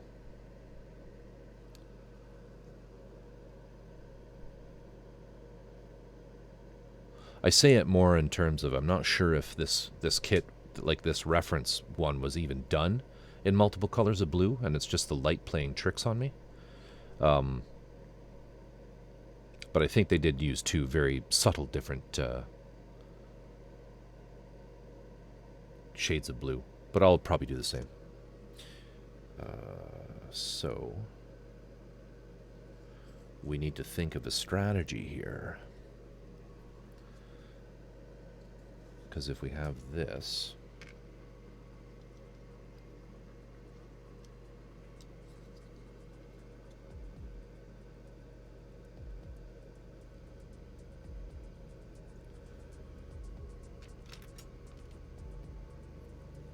if we do this in gray, this will be in gray in here. That'll be, I think, in the darker blue. I'll do these side pieces in the light blue. Light blue, light blue, light blue, light blue, dark blue, dark blue. This will all be dark blue.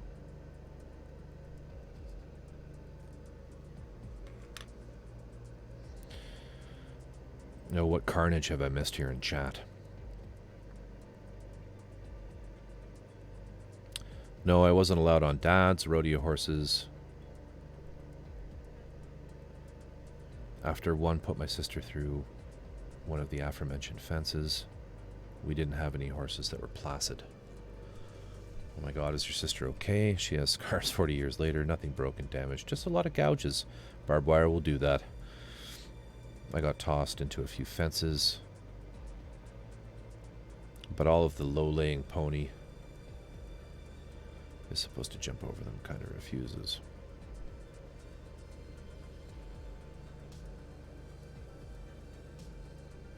I don't do horses.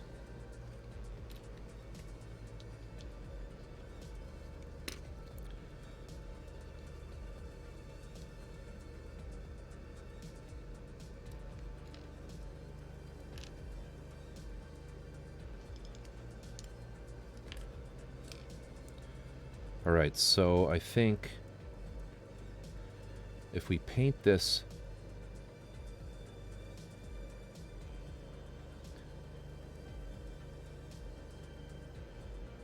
just trying to figure out what the base shade should be, if we should start with the light or the dark blue. Go with the light, then we need to mask.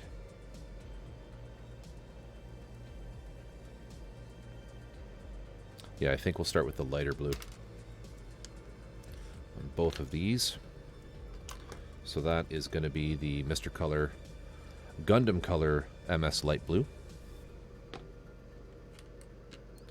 And then these pieces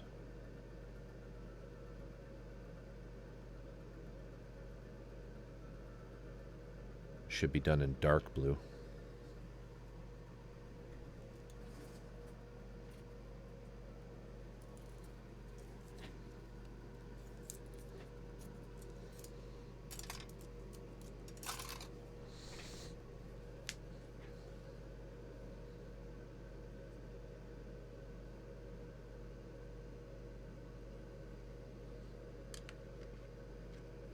Get them on some sticks.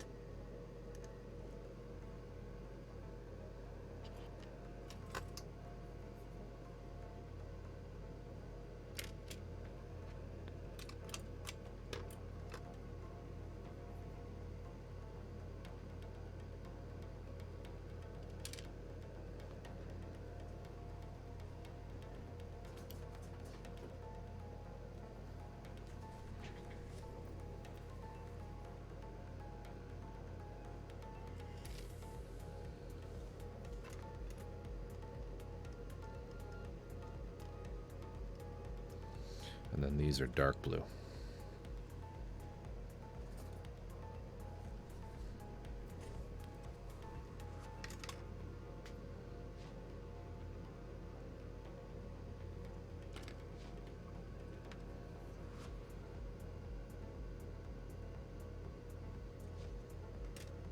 Okay.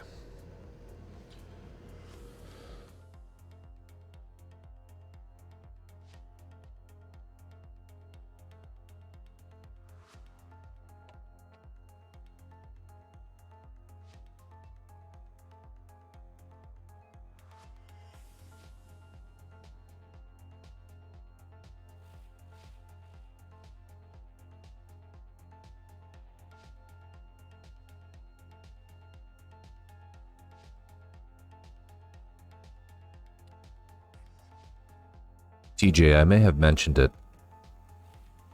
in other streams,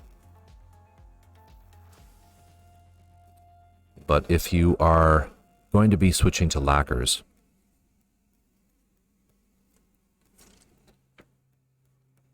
start with this thinner. The Mr. Color leveling thinner has a retarder in it, a lot like the flow improver, and it'll slow down the dry time of the lacquer, and it makes it easier to airbrush. So the leveling thinner, as opposed to this one. You don't really need this one at all. That one only.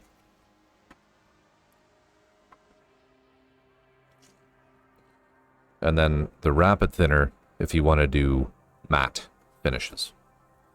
Well, see, ask around. I mean, maybe you can get something similar. Like maybe there's a Gaia Notes product or some other brand that has a retarder in it that just makes it easier to airbrush.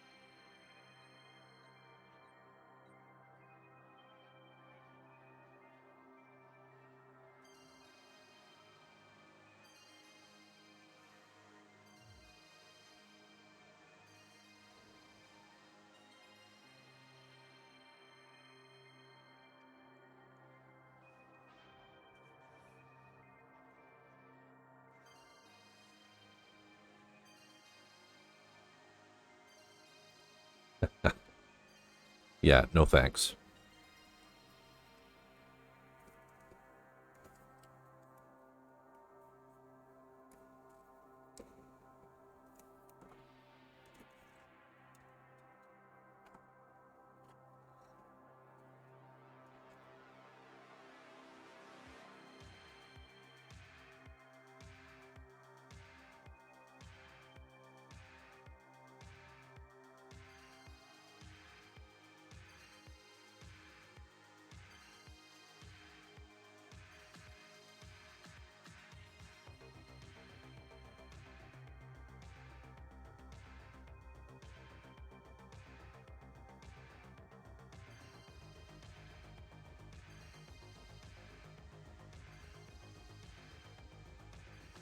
One of these is handy too, TJ, for lacquers.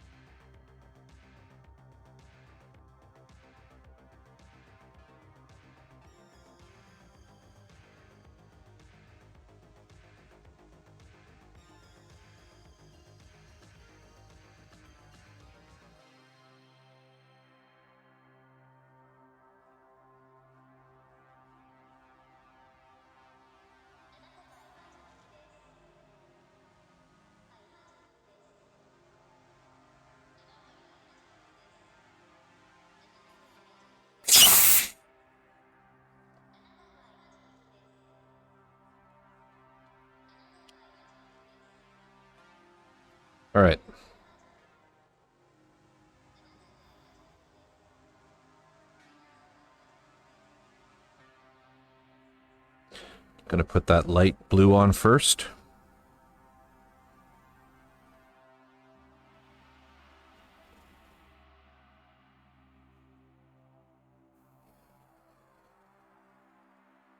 It's my glove expansion tool.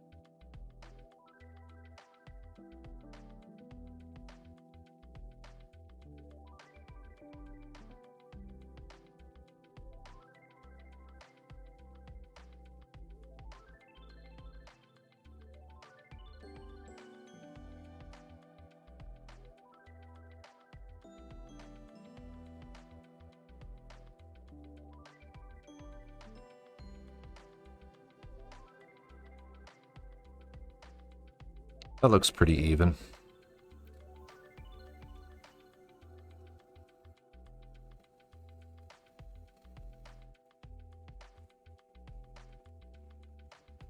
Little trick is to keep some of these, you know, without the stakes in them, so you can have a better grip on things. And then just do that.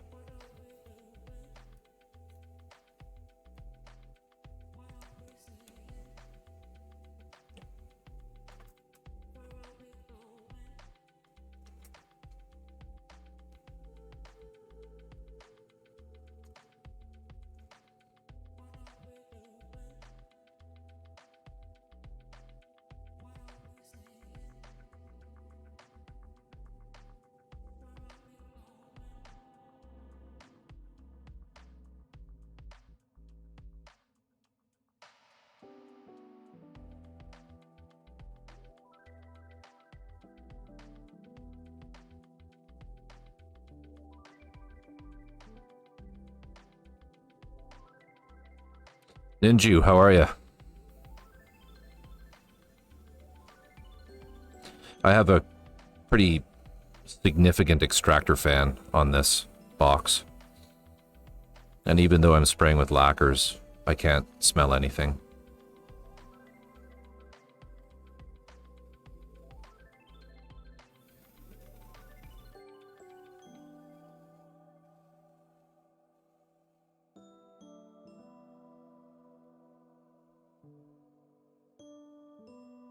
Because it's, I've modified it quite a bit. I have two inline blowers that vent straight to the outside, in addition to the fan that's comes stock with it. So there's three blowers.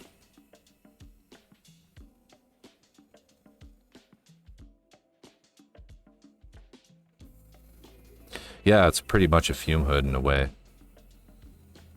As long as I stay in, like, way in the booth.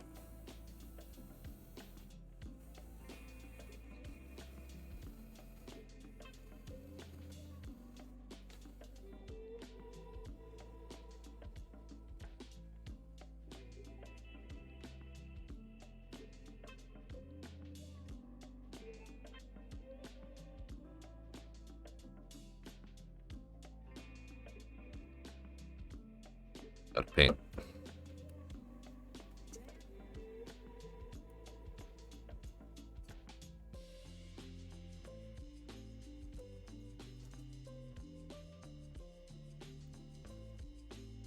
How are you, Ninju?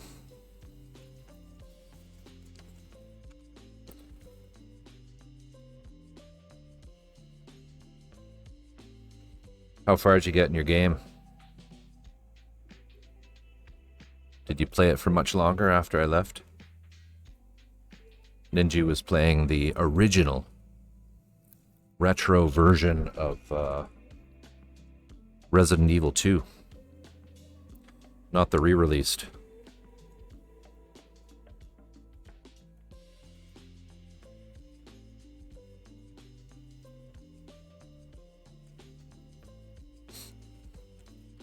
It is on the back of my neck now.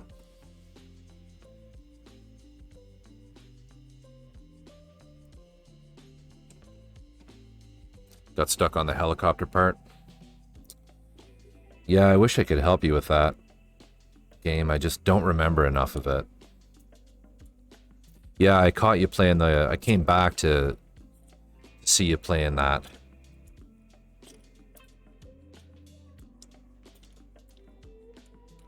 Brings back lots of memories. Oh yeah, how's Addie doing? Addie's always doing great.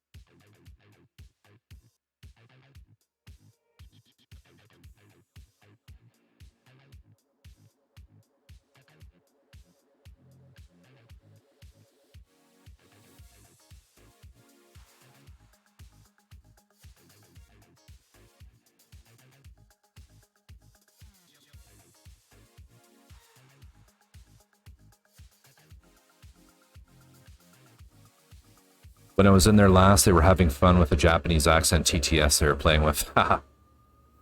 They like their channel gimmicks. I don't. My channel's all serious stuff.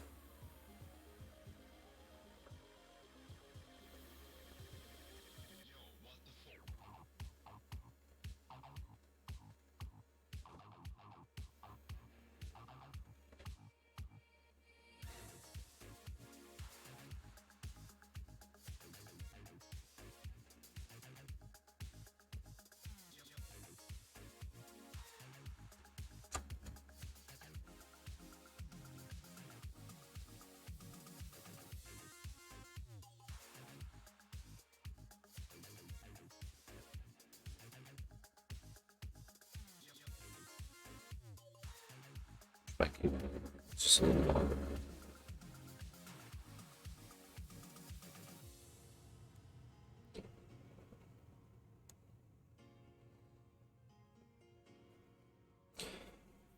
Mario 64 was a good palate cleanser after all the bad tracking. Yeah.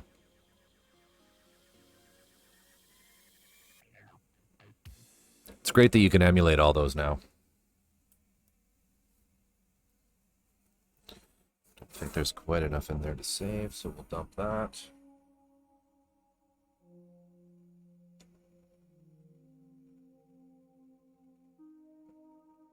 I mean, you can see this, you can see the suction there, right?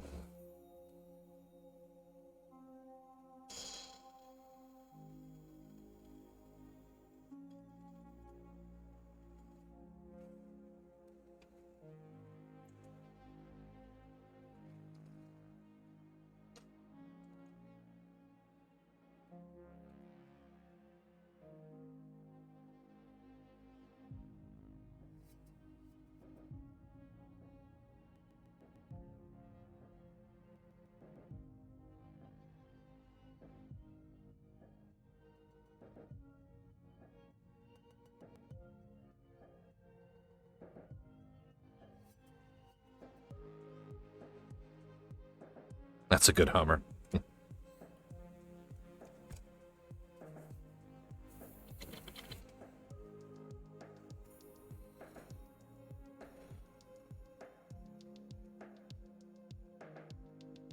There's a couple parts we'll do a base coat of dark on.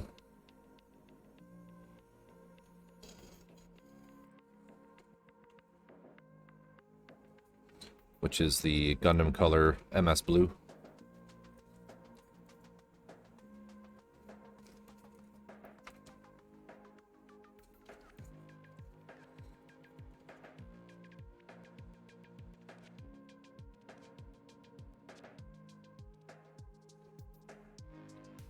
Well, before you got here, Ninja, we were working on putting an LED in the eye and the head of the Double Zeta. Once we get this painting done, I can show you.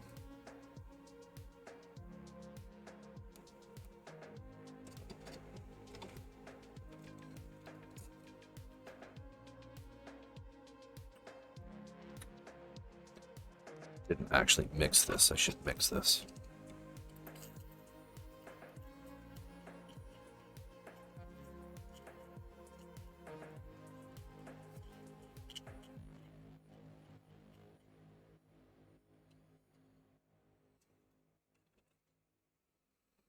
How long have you been streaming, Ninja?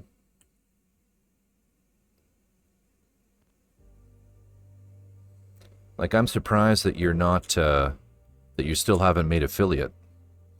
Because your art streams are actually quite impressive. In fact, Unpredictable and TJ, you should give Ninja a follow. Because some of his art stuff is pretty impressive, and his builds. I think this will work.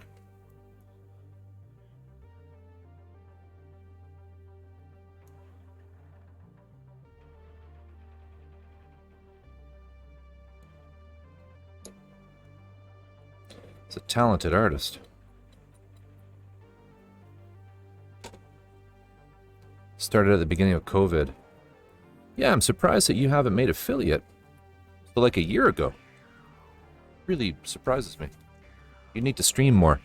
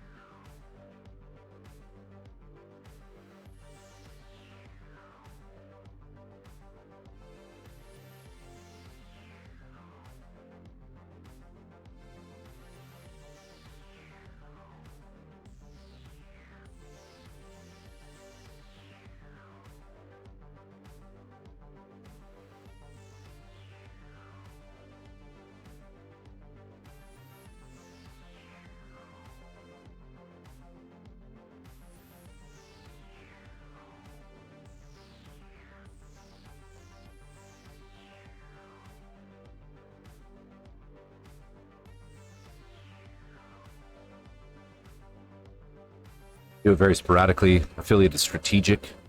If I was more scheduled with it, I'd be affiliate by now. You have to stream regularly enough to get 3 average viewers for 7 days inside of 30 days. Yeah. You could probably do it in a week if you put your mind to it. But it wasn't until Sav started that I finally decided to learn how to make my stream more clean and professional. Like most streamers' channels are. That helped a lot with the general stuff. Gaming streams and digital art streams are nice. Don't take that much effort, yeah.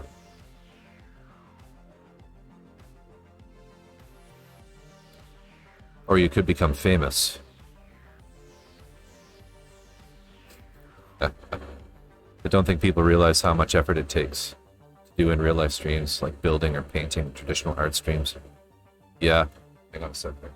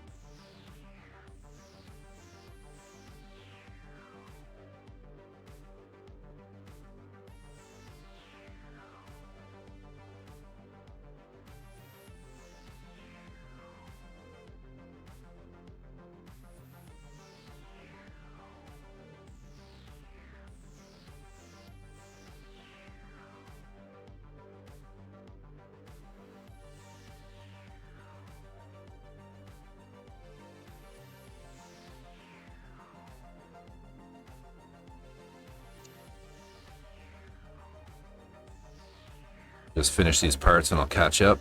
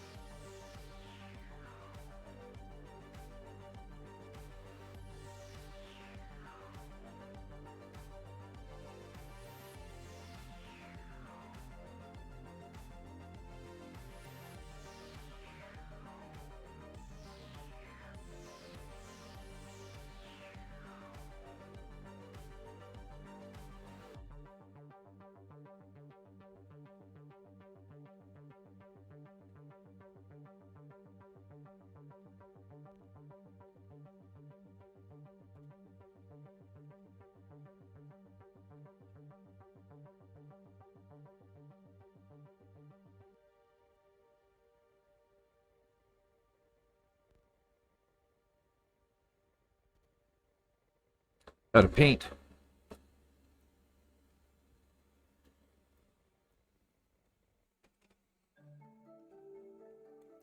Just quickly mix up some more here.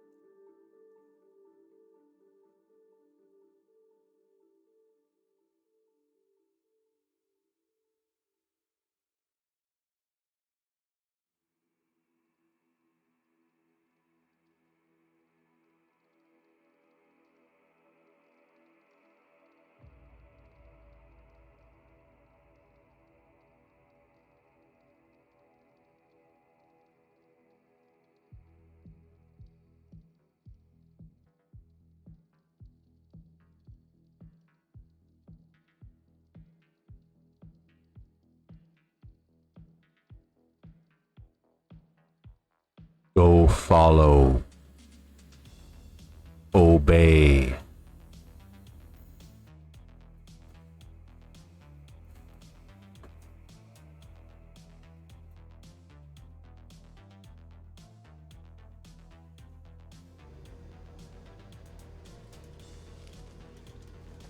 You guys are hilarious.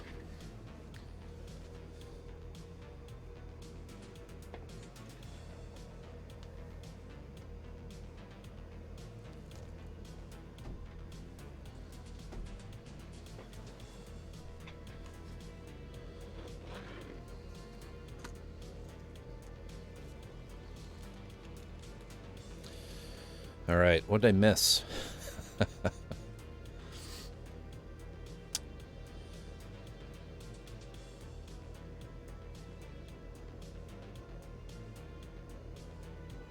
Yeah, definitely just keeping a really sort of following a schedule helps. And yes, I say schedule.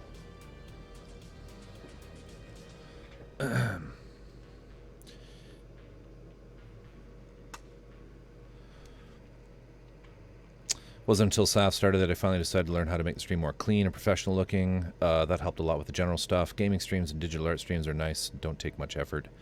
It's very true. Anything that you can do where you're just running a screenshot all the time is a lot easier. Tell me about it. I don't think people realize how much more effort it takes to do in real life streams, like building or painting, traditional art streams. Oh my god, no they don't. I don't think people realize when I change what I do frequently. Yeah. Need to have the best lighting, the best angles, mic set up, a cam set up. It can be tedious.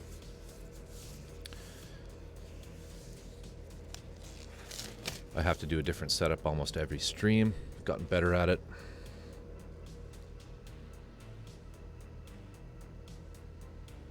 Plug in my art tablet, boot up Streamlabs.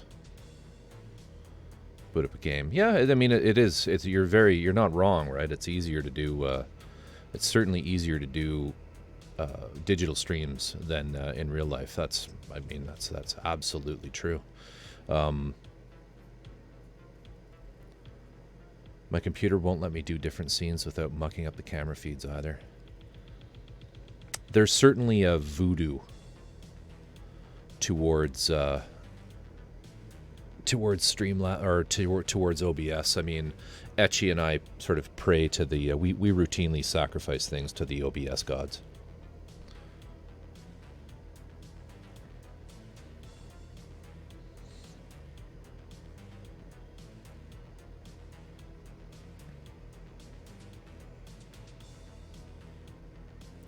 I don't know though. You guys seem a little complainy about it all. I mean, I slapped together my stream in like 4 or 5, couple hours. Camera here, camera there. A little bit of an overlay, you know.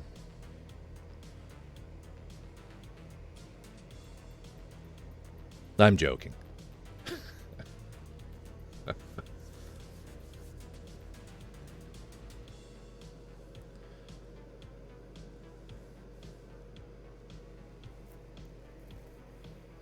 Hey, congrats, 100 followers. That's awesome. That's awesome. It's bizarre. You're right. It is bizarre that you're you know, you have I only have 114 followers.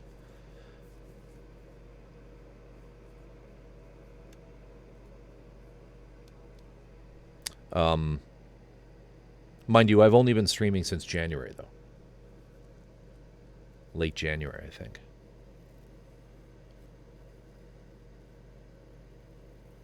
Haven't figured out to remove the noise from my mic. The thing I haven't figured out is how to remove the noise from my mic without adding music, because I really don't want to. Unpredictable, you want to add something called a noise gate.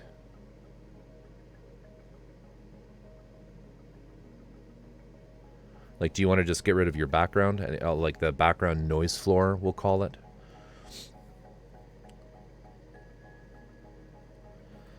The numbers are meaningless. What you want to do is just adjust it to the point where it's tripping when you're not saying anything. Because the numbers, with pretty much every audio plugin, the numbers are going to be very situational based on your environment.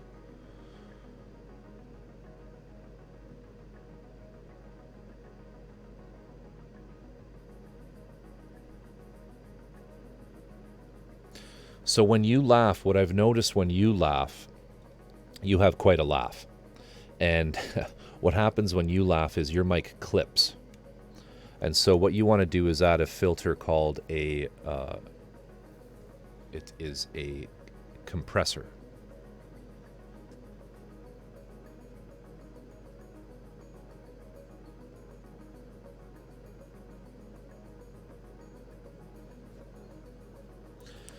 Yeah, Ninja Doodle. I mean, the thing is, like, followers come with time, right? So, I mean, I'm always getting a few followers here and there. Like, this stream has been pretty slow, but well, I stream all the time. I wouldn't say I stream all the time, not compared to a lot of people. And the other thing is, I stream late, like Pacific late night. Twitch is dead, so. You know, the few people who watch me are, you know, often lurking. It's pretty quiet. It's pretty quiet in here. I have a few regulars whom I adore.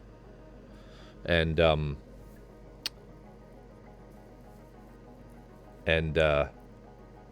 yeah, I'm lucky if I stream on...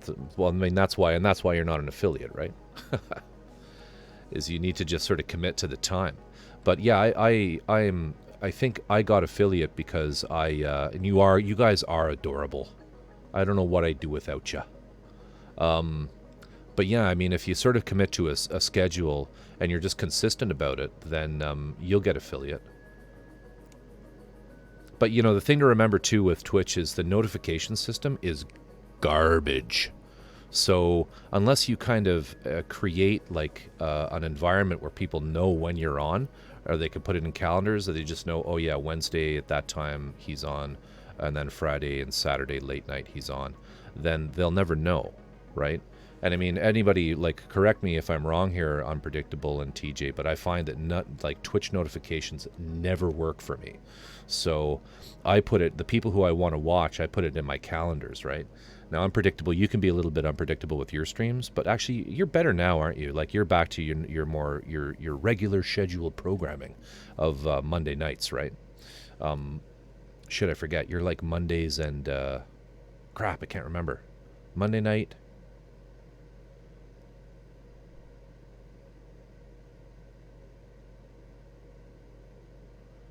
I didn't get an invitation. What the hell? What the hell? I'm hurt. I'm joking. No, and I know that it's like, whatever, big deal. In fact, there are people who are dropping their affiliate crap so that they can play real music. Like, there are some pretty big streamers out there who just basically say, look, I don't want to make any money doing this because I want to listen to good tunes. I want to listen to the bands that I like without getting DMC takedown notices. Right, Sunday gaming, Monday guests, and then random streams wherever. That's right. I try to catch your Monday. You start a little earlier than I'm able to hit the beginning of your streams, Unpredictable. But yeah, what's nice about being affiliate is you can do some fancy stuff like the like what I have for the you know, subs and stuff like that. Anyway, I'm gonna take 5 minutes, guys. Just need to do a bio break, and I will be back to continue. We'll do some masking, and then we'll paint up the rest of these blue parts. I'm going to go for a little longer tonight, but I'm just going to do back again soon. Chat amongst yourselves.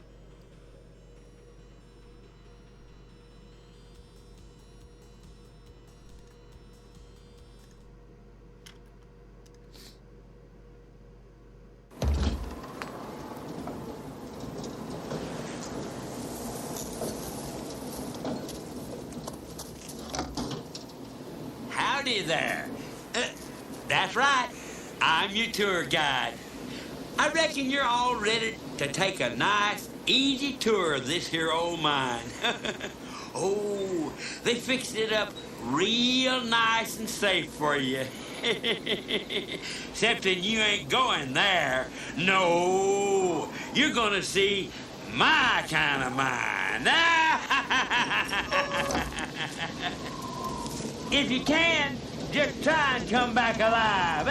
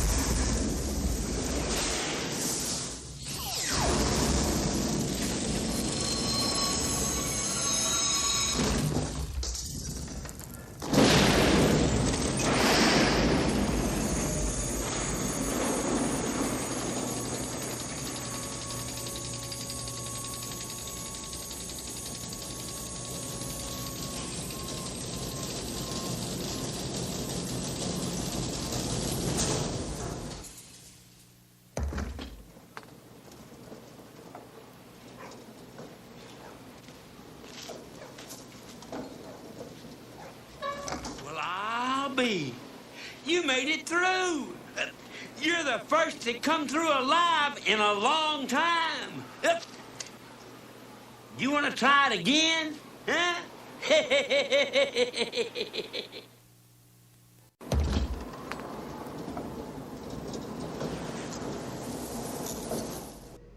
No, we're good, Pete. We don't need to do it again.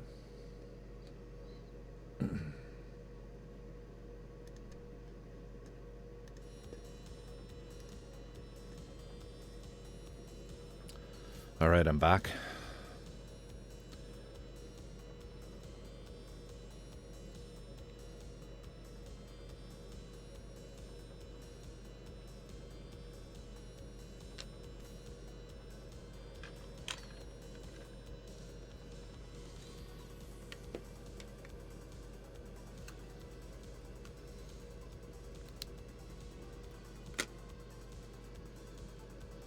I started streaming back in January.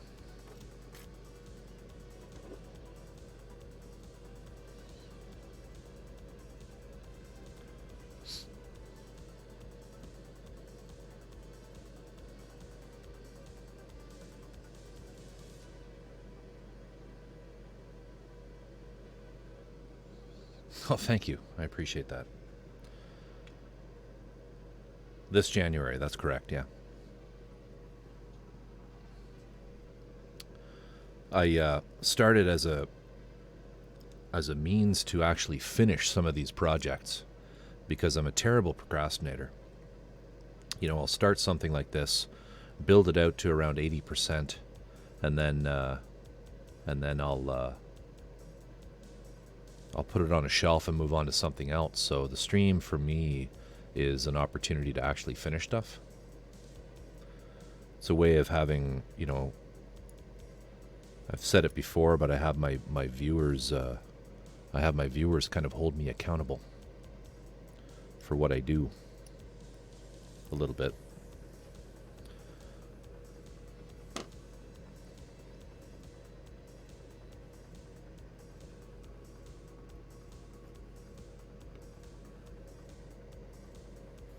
Now you keep mentioning Sav. Who are you referring to there? I don't know if I know that that streamer.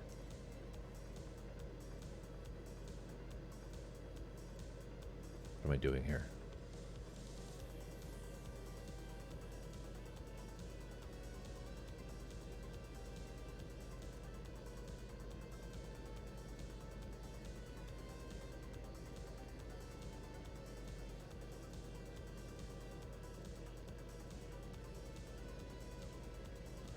Invader Sav's Gunpla.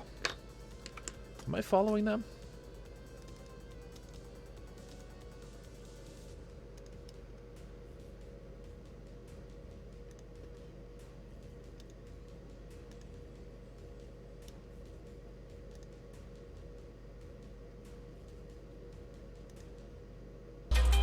Ah, sorry.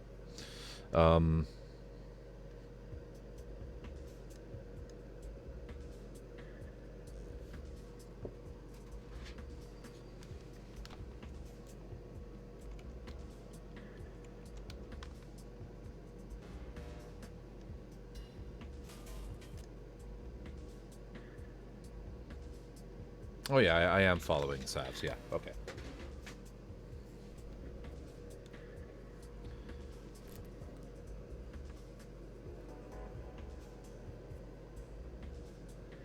Yeah, I'll have to watch some of his VODs.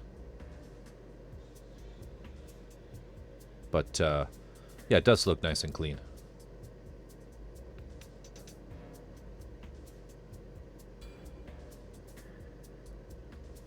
I know that his overlay, I like his overlay. I saw that one. You can get that one on, I think it's Nerd or Die.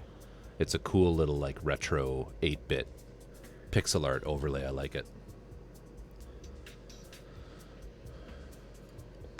I'm very much a, if you're going to do something, do it right kind of person. And it kind of shows, and I hope it shows in what I build and the stream itself.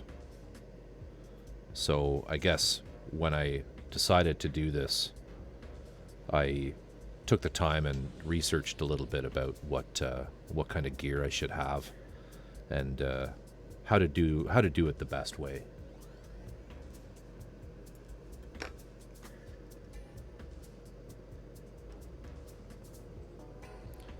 And I'd also like to add that I had this sub printer before Neon. I had it first.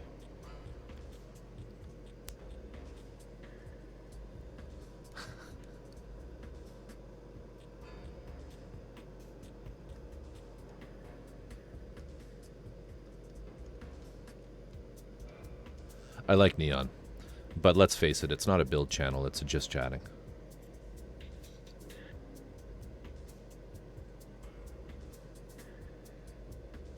Alright, I'm just going to do this way.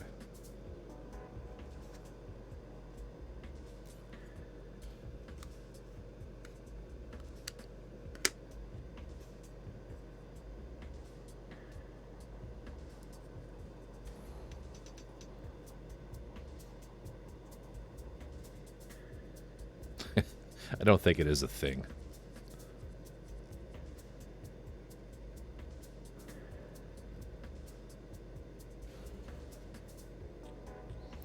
Now, is that going to work? Yeah, that should work. I mean, Neon streams are fun. I like Neon. He's just such a chill guy. Addy's a talented builder, though. Like, I'd say that Addy's probably a few orders of magnitude. Well, I don't want to sound insulting. I find that I learn more from Addy's streams than I do from Neon's. And then the other guy is Miami. And I mean, say what you will about Miami's streams and the content that's on them. He is a very talented builder.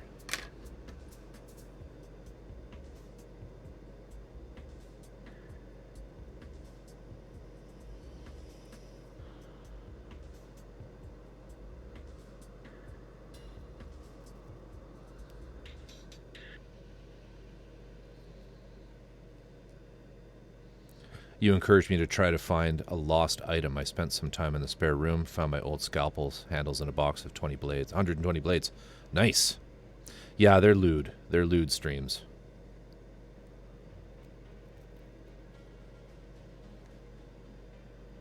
I mean, I know he means well, but sometimes things can get just a little too misogynistic on Miami streams. Sometimes they come really close to sort of crossing a bit of a line. And I mean, I don't know.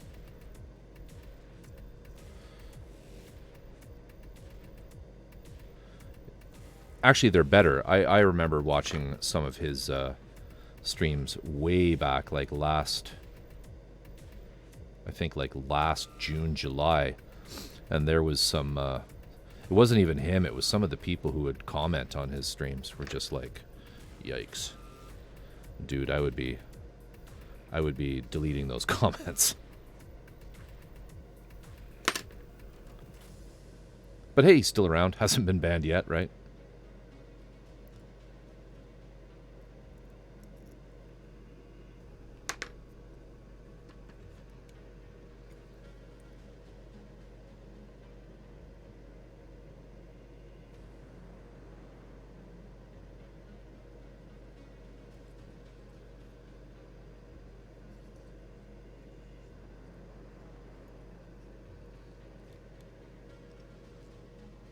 I like to make my stream a Wild West.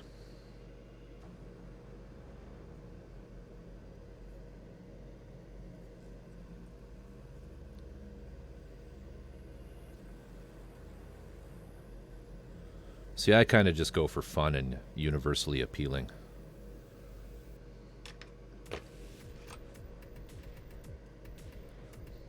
Wild West proto-internet, where you can say what you want to a certain extent.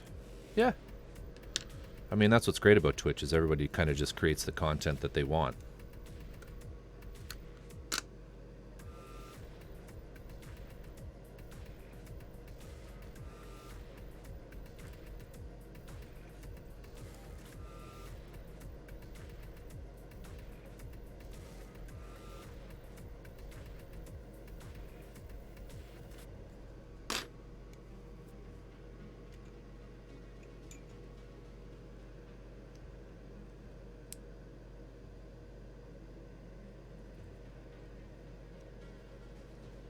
Hey, and I'm exactly the same way. I'm exactly the same way.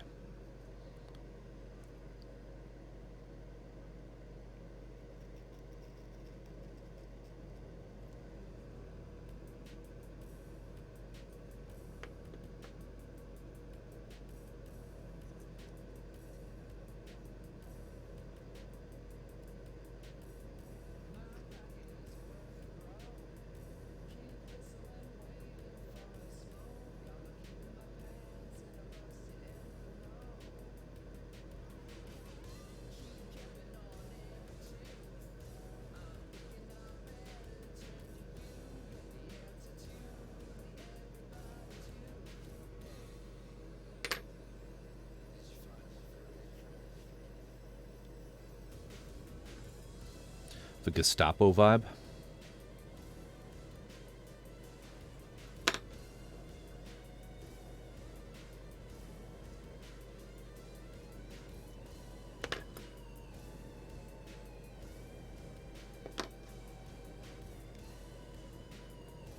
Oh.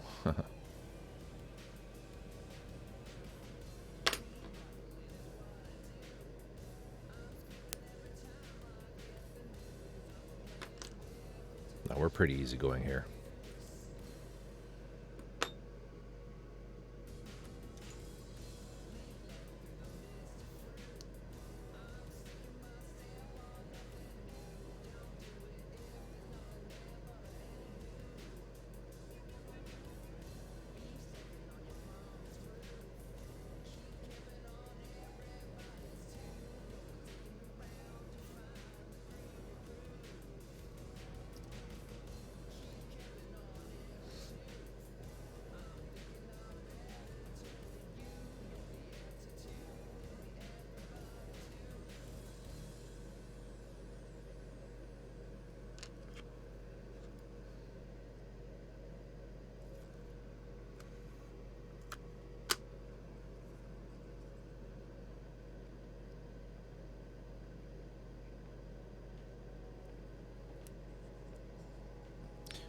These parts are a pain in the ass. There's a few parts on this kit that are just like... fuck you.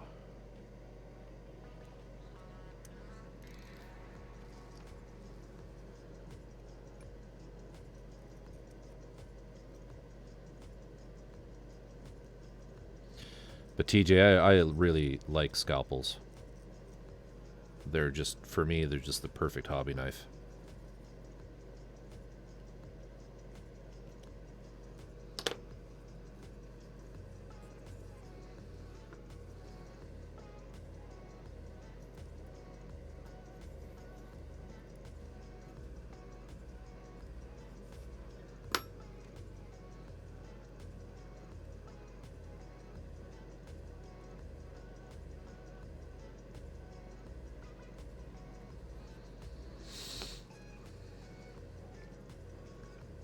I came very close to buying some of those 3A kits, 3A Toys kits. Not kits, but figures. Ninju.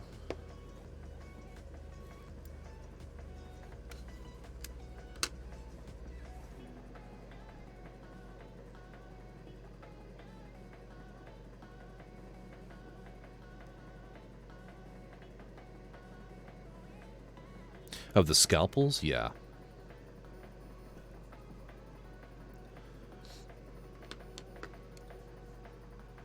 They generally... oh, they're buried under a bunch of God Hand sanding blocks. They usually come in boxes of 100. They're individually wrapped in sterile little packets. But, super cheap. And I like that there are a lot of easily obtainable blades, or shapes of blades. Yeah, you're absolutely... they are expensive, you know, and in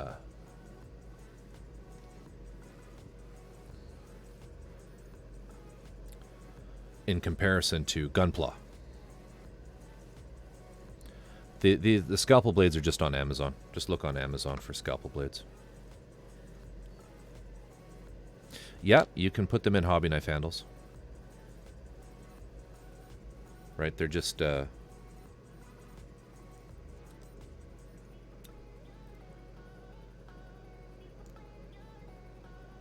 right.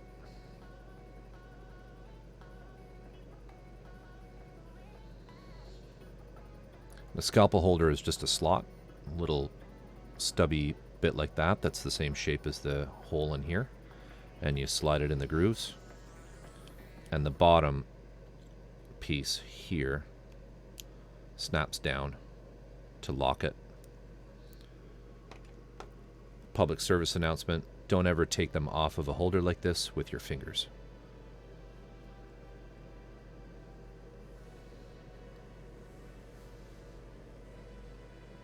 Now, you see, I have a different memory of the 3A Toys stuff being expensive. It was always expensive. Well,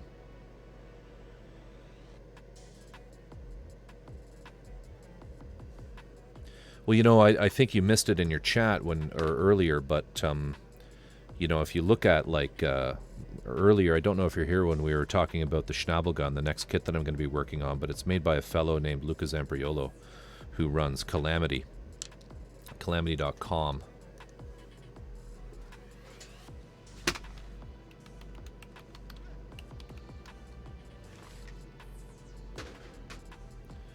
And he's an Italian guy who's a very talented artist, classically trained artist. He also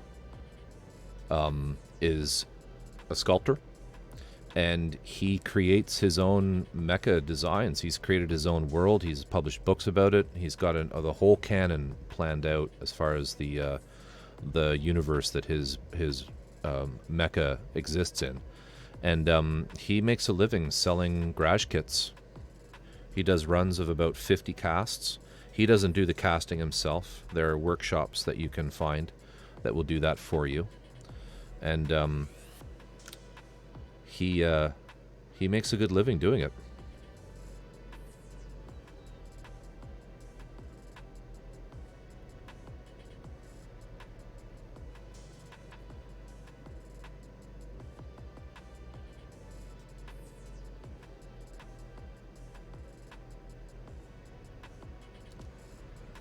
I think it's a false positive.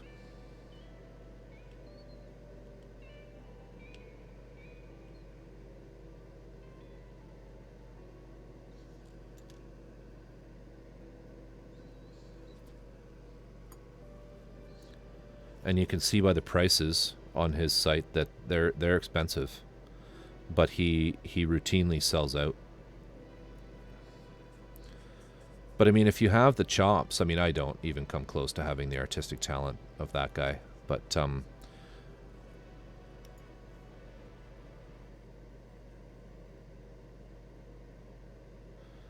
yeah, he'll be the first to tell you that his website is shite. But he routinely sells out, so he'll take pre-orders. He'll get them cast, but yeah, you're looking at like $400 Canadian and up.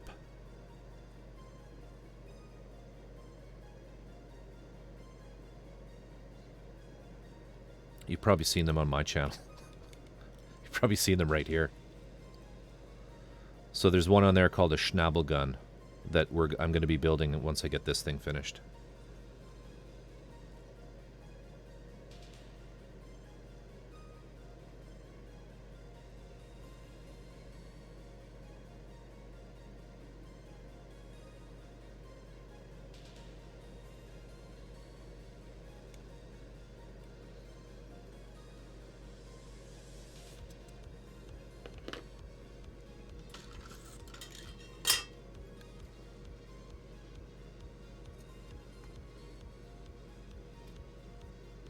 Scissors. I like never use scissors.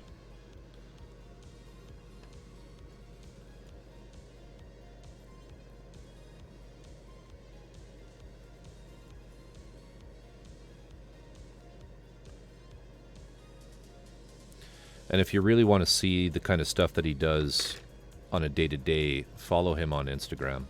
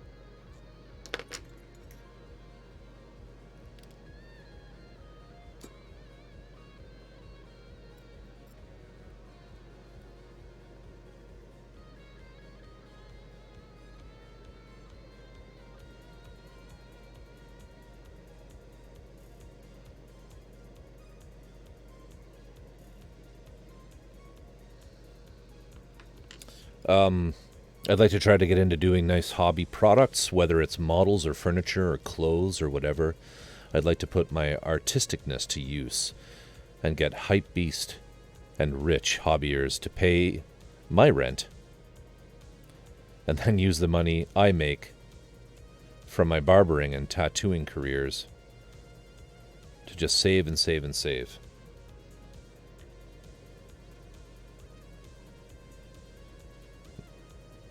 Goals, man. Right on. I was shocked how much tattooers can make and how much people are willing to pay for custom hobby pieces. Yep. Even commissions, even like Gundam commissions, if you can get the business.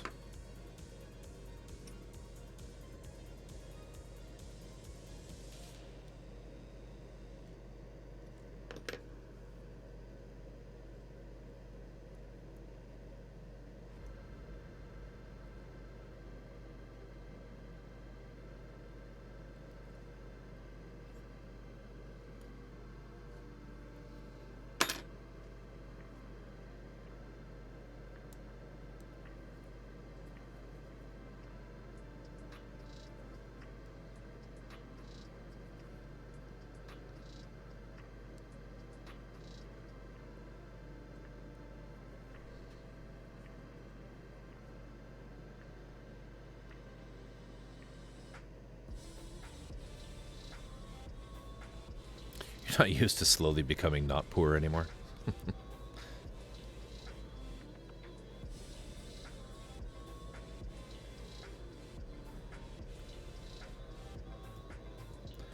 Congrats, man.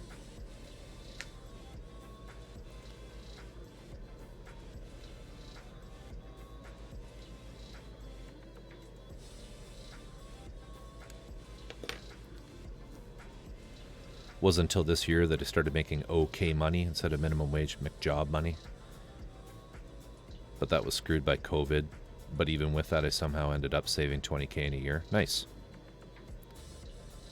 And for me, like 10 years after graduating high school, I'd be lucky if I made $1,200 a month.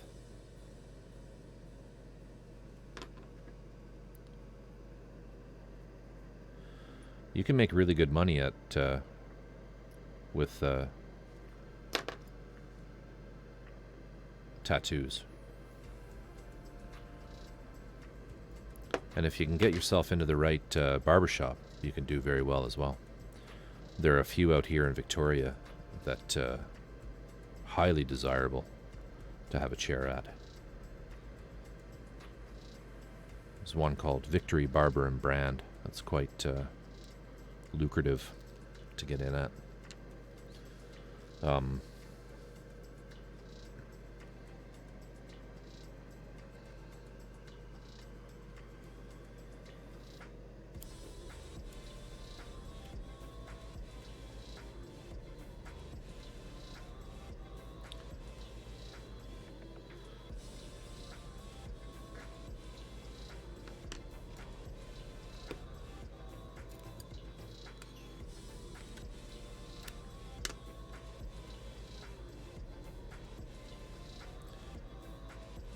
I sort of just do all of this art stuff as a hobby. I work in a profession where there's no art involved. Well, that's not totally true. We do some advertising type stuff, graphics design.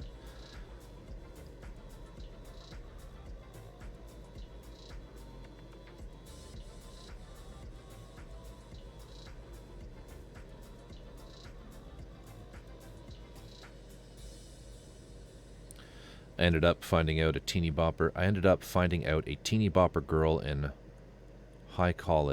my hair college that does nails when she graduated. $4,000 a month just doing nails at home. Wow.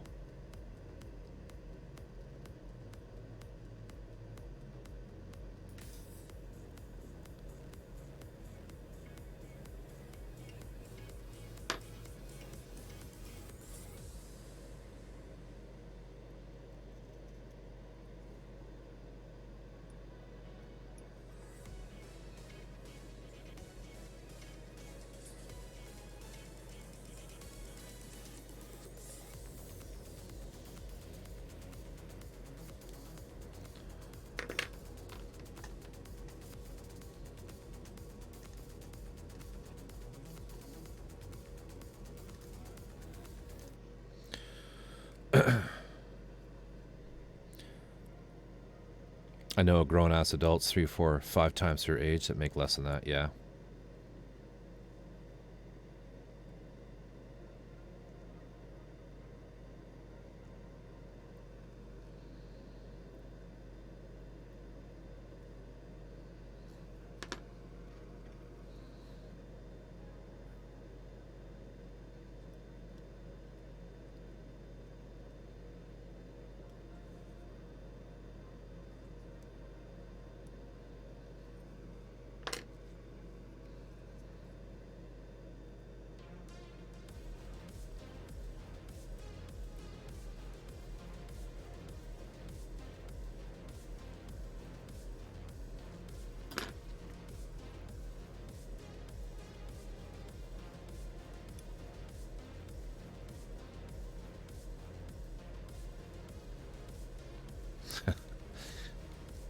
I know how much they spend.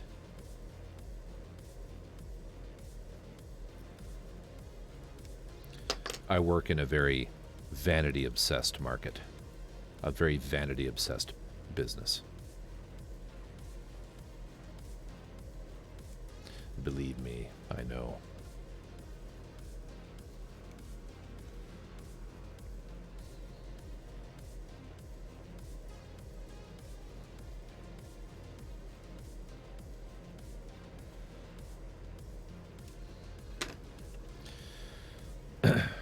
Men get worried that their spouse will find out how much their hobbies are, when in reality there's the whole paycheck on this every month.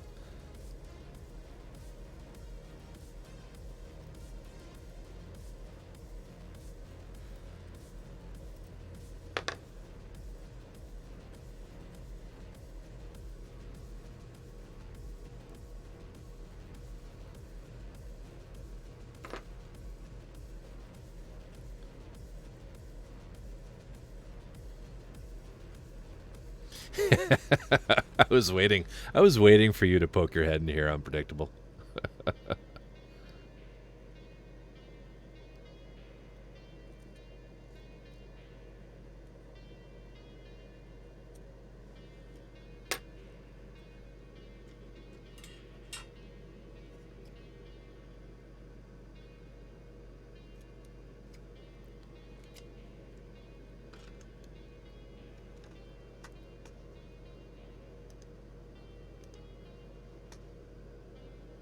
I have licensees at my office who are women in their 60s, and they get their hair dyed every week.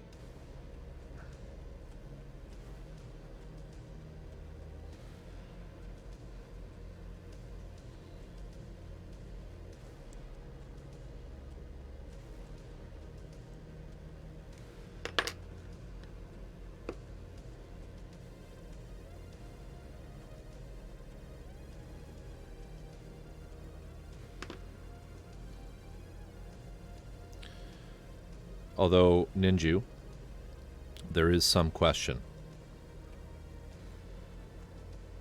She might be a bear.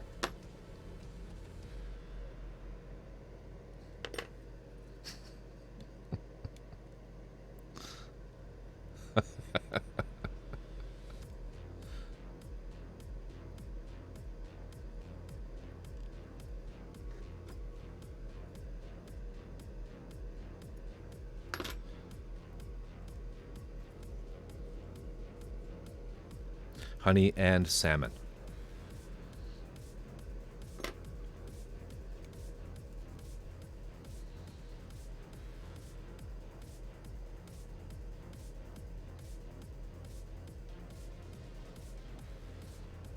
I think it's the default unpredictable.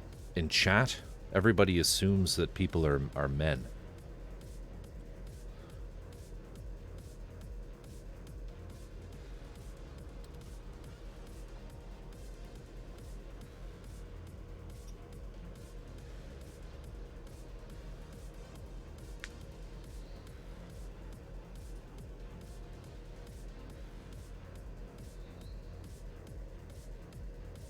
Oh yeah, I agree. It is odd.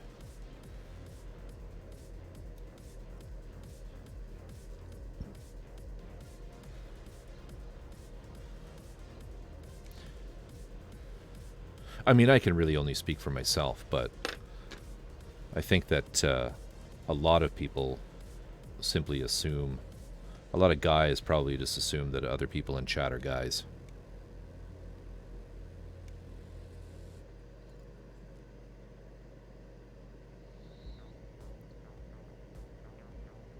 The way you type.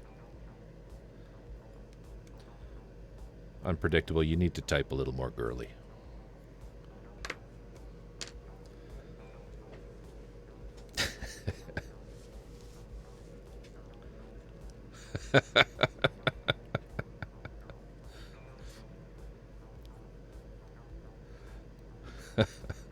I don't understand what ninju means. How so explain, Ninju, like what about how she types?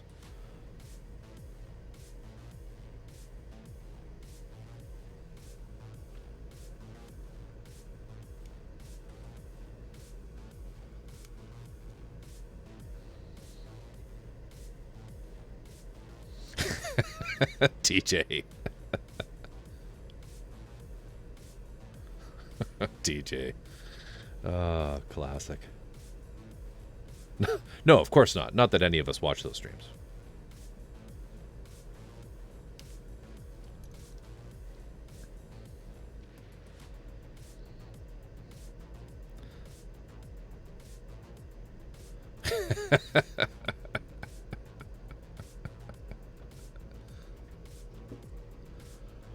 Unpredictable gets partner. The way she types sounds like things a guy would say.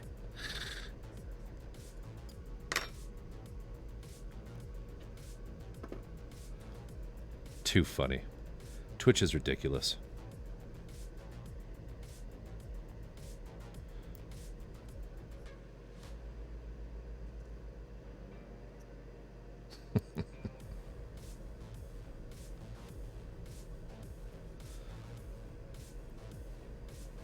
$10, from my understanding, is about the average time it takes for a lady to find a bikini that she likes.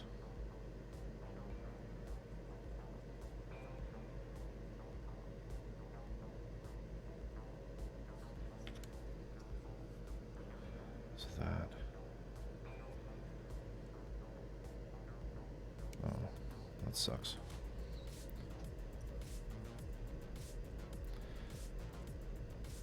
I saw one of those hot tub streams and asked her how the hell it is all toss safe. It's because with Twitch, and actually I think Unpredictable explained it really well once on one of her streams, but it's all about context.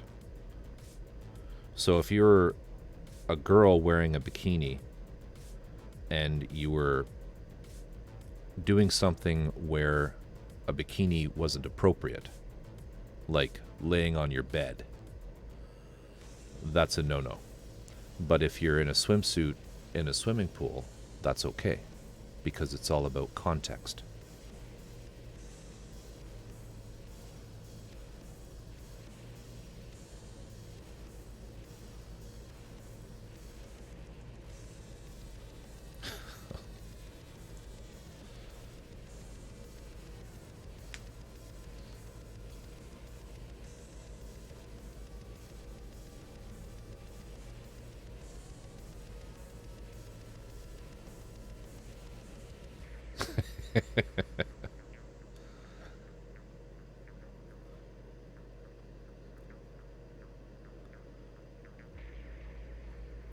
Blight me context?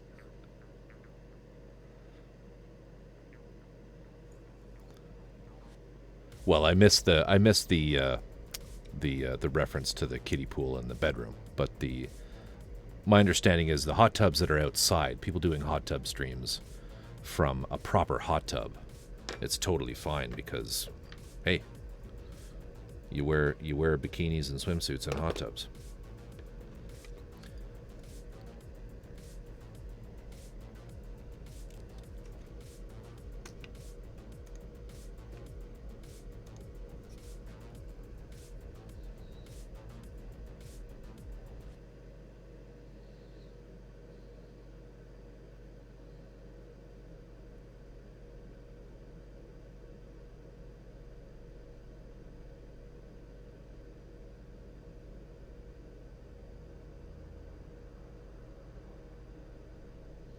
I hate this part.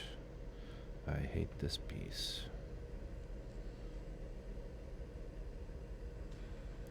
They can ban nipples, but they can't ban you from swimming as a girl unless they want to enforce burkinis as well. They're not going to get away with that.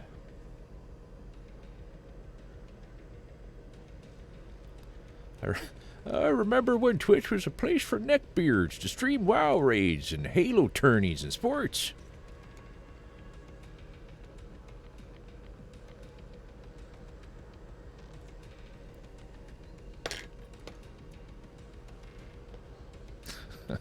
Damn right, I'll tell you what.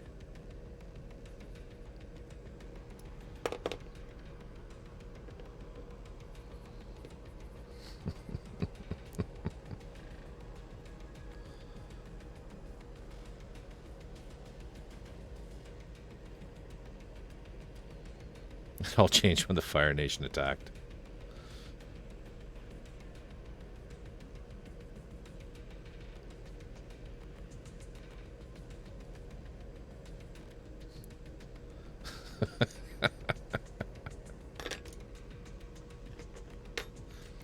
Booby fire and bathwater. Ninju's band name.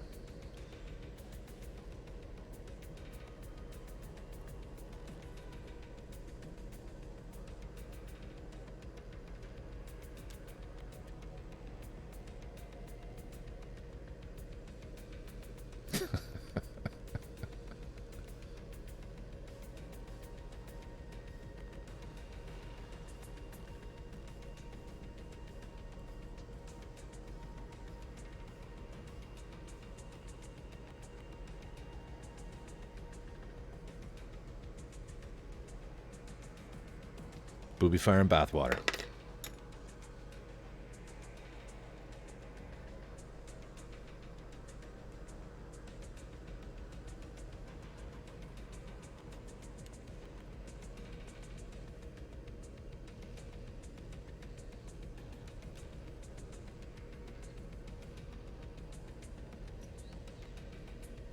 This Sunday only.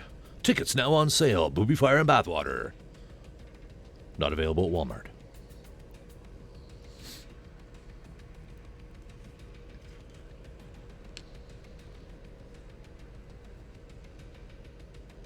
Do people actually buy CDs? Is that something that still happens? So that's all going to be, that's going to be, that's going to be. So I just need to do all this. They still sell them, so I assume people still buy them.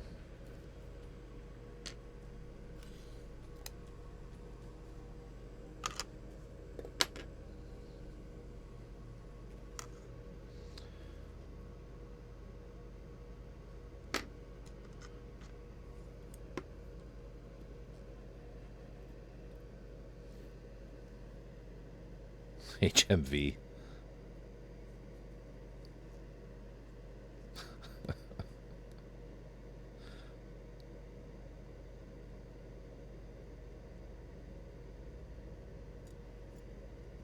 You gotta ask yourself, what about you made you assume I was a dude?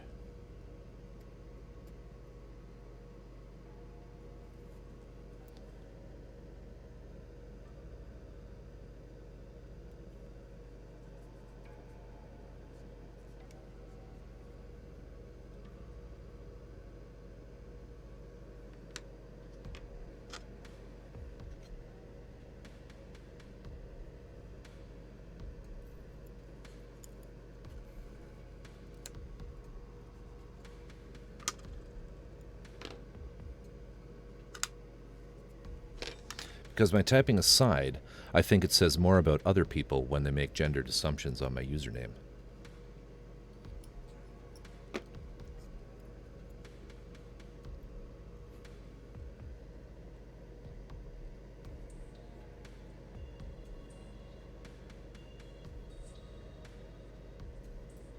We've had this conversation before on Predictable. I think just a lot of guys just kind of just default to on the Twitch platform,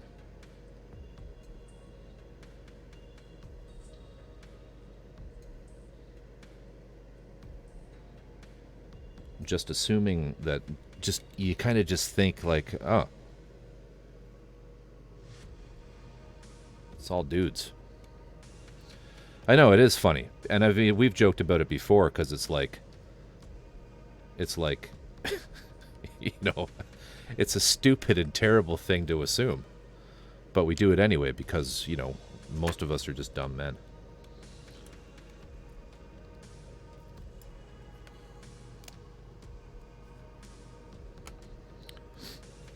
The fact that you had a neutral sounding name and you're gruff typing.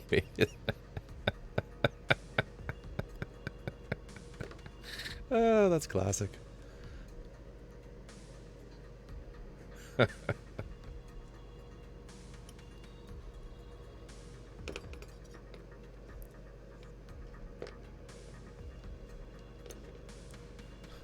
It's maybe end up in a lot of conversations about women on using.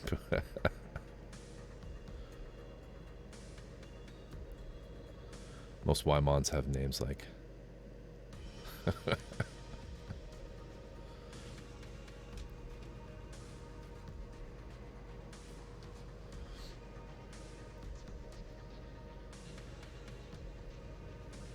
More than I feel like I would otherwise.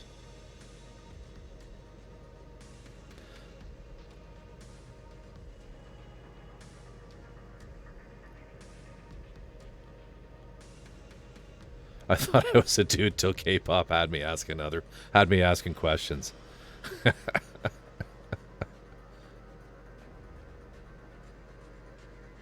It's true. She has girly emotes.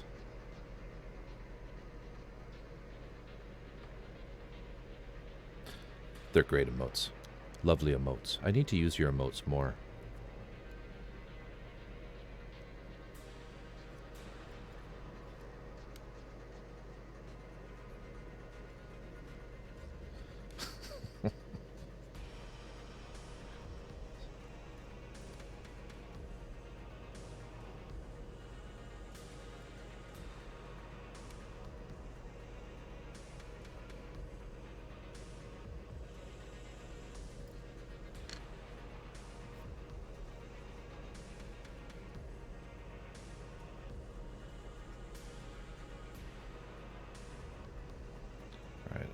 Damn it, I'm going to finish this one part if it kills me tonight.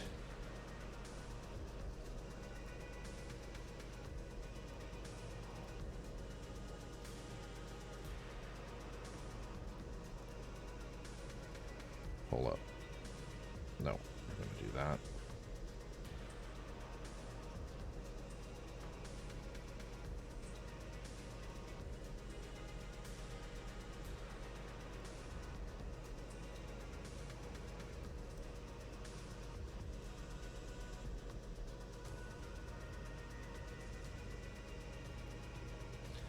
Don't get into resin kits if you don't like masking.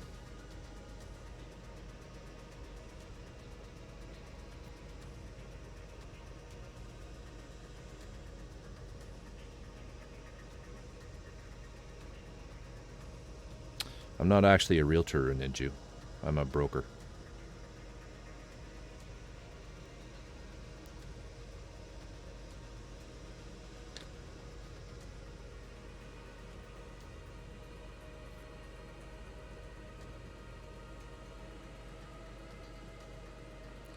I manage and provide legal services, keep our people out of trouble.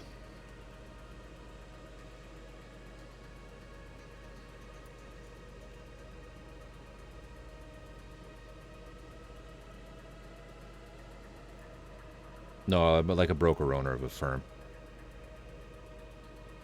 Without getting too much into real life stuff.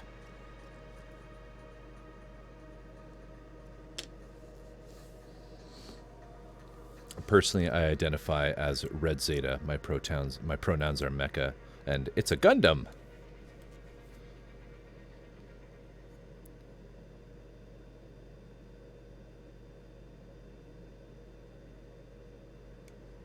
Ooh, I might need someone like you, actually. For certain art activities.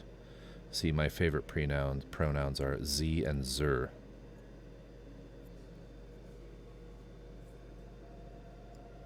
Always good to have a good lawyer.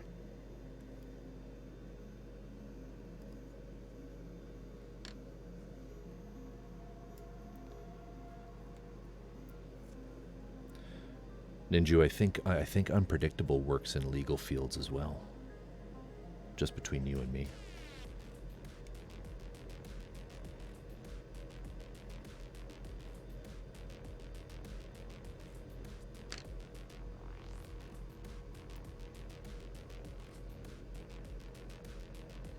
Right.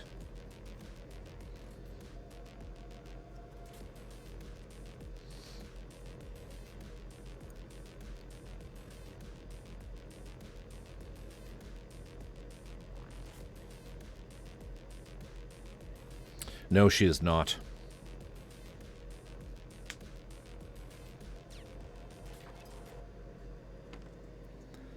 She's down there where they practice crazy law, not common law.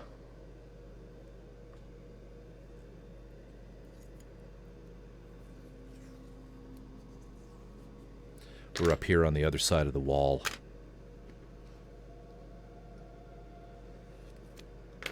The other wildlings.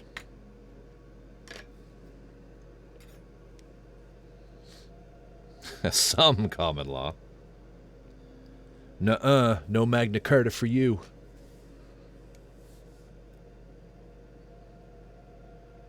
I have, what do you call it, integrity? No, that's not it.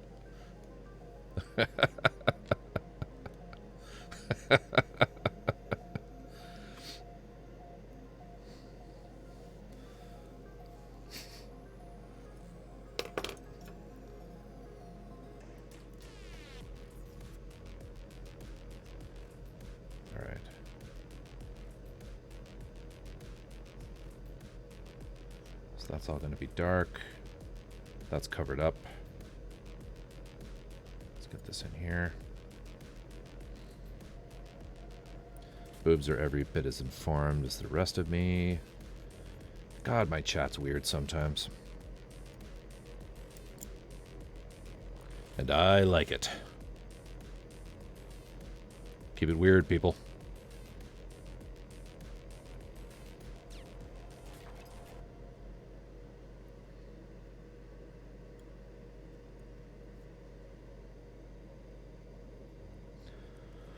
So unpredictable. Do you work? Do you still like use your like? Do you work in legal fields still,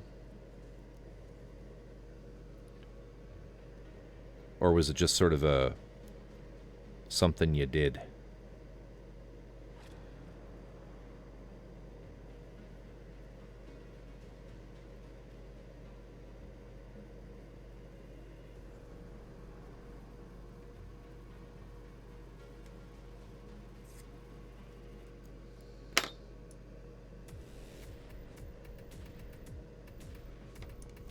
Got highest honors in one of the best mock courthouses in the U.S.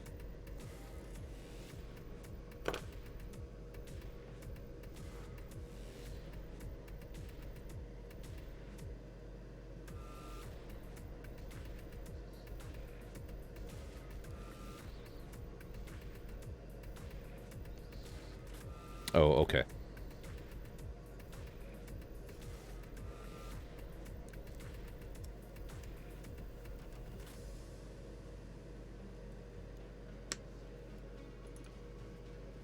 Yeah.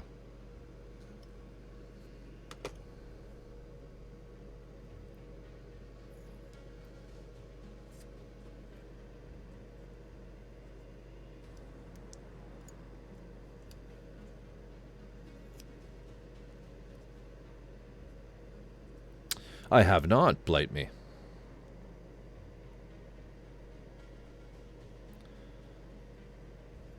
100 scale force talon conversion. Let's have a look here.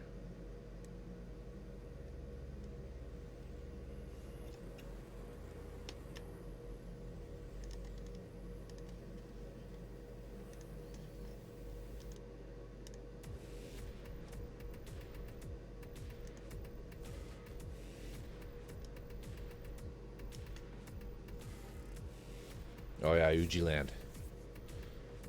Pre-order. Nice.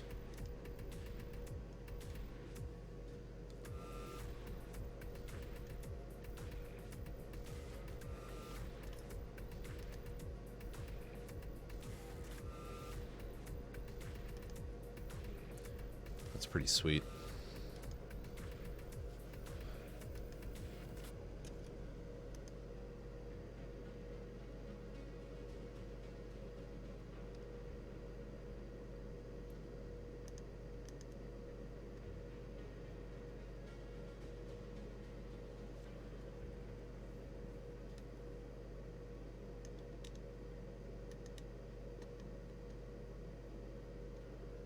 That's the regular. The Talon is different. Oh.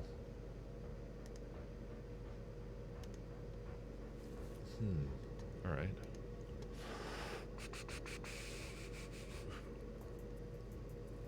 Can you link it?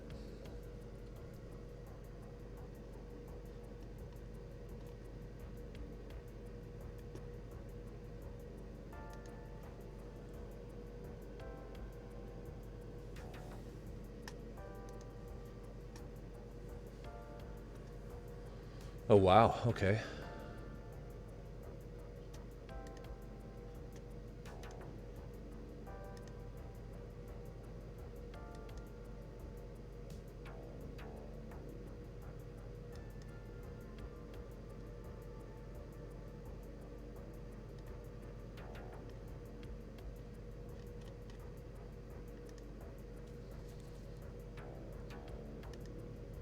That's pretty awesome.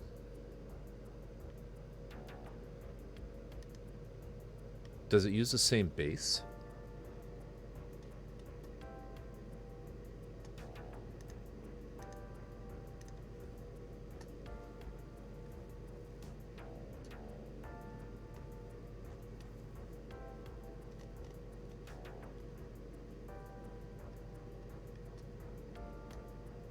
And I wonder what that costs.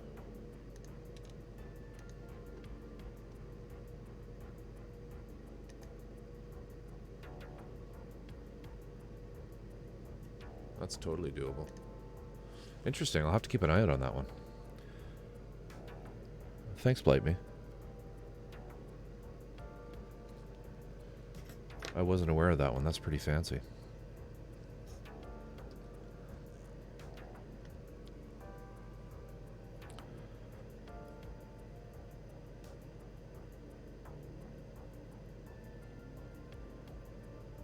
I wish dollar stores didn't have so much toxic chemicals in their toys.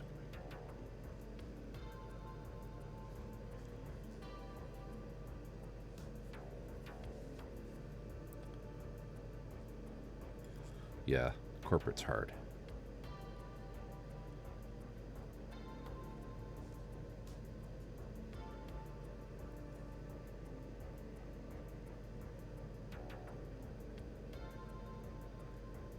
Okay, I think we're about ready to paint. I just need to get some in here.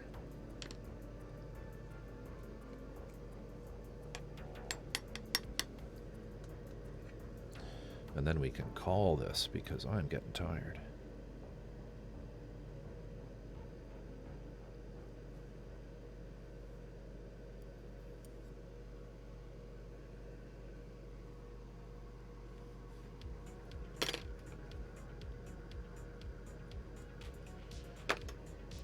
Blight, do you build conversions? I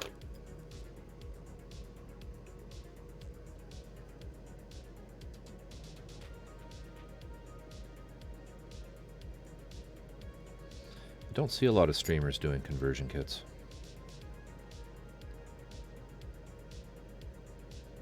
I think Miami tried to do one once and fucked it up or something.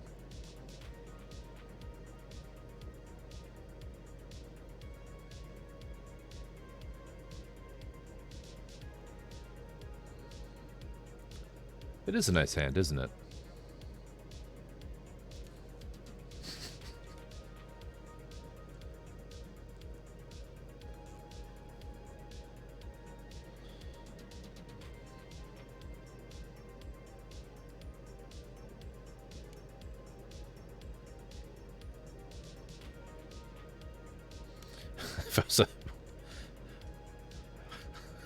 God.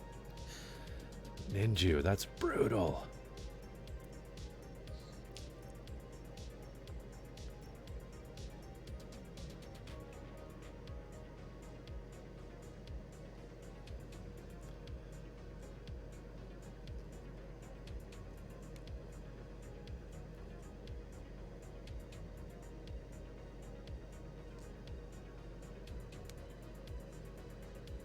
I feel like tonight's chat will start easy with the Mushivada. Okay, yeah.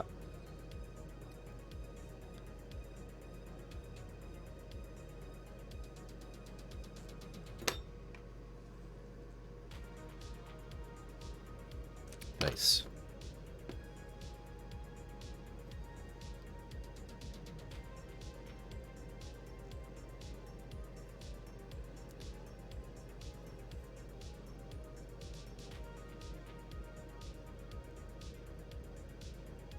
I like it when chat is like a really well-controlled, well-maintained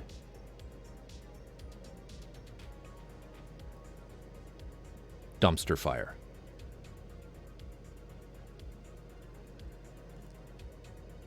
I get a lot of joy out of that when that happens.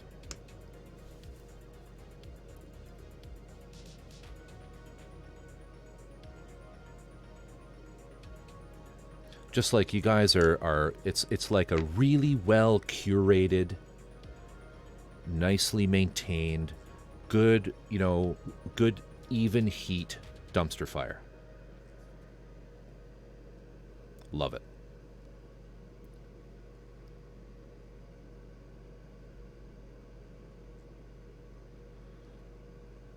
Okay. So let's, I mean, this is going to need more layers. It's going to also need gray in there as well. But for now, we should be able to get... I thought you were going to say a well-controlled orgy, the way you paused. Let me just put a little bit more in this area here. I'll just use some of these scraps.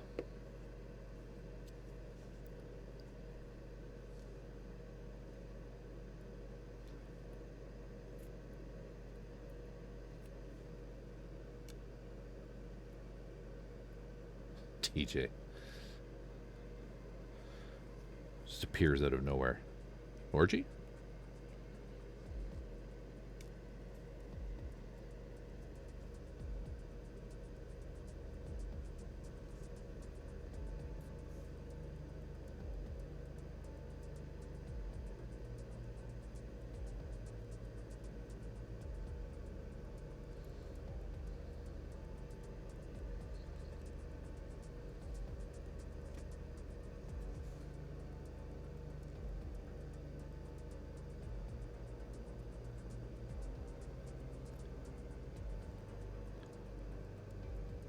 Almost there. I can taste it.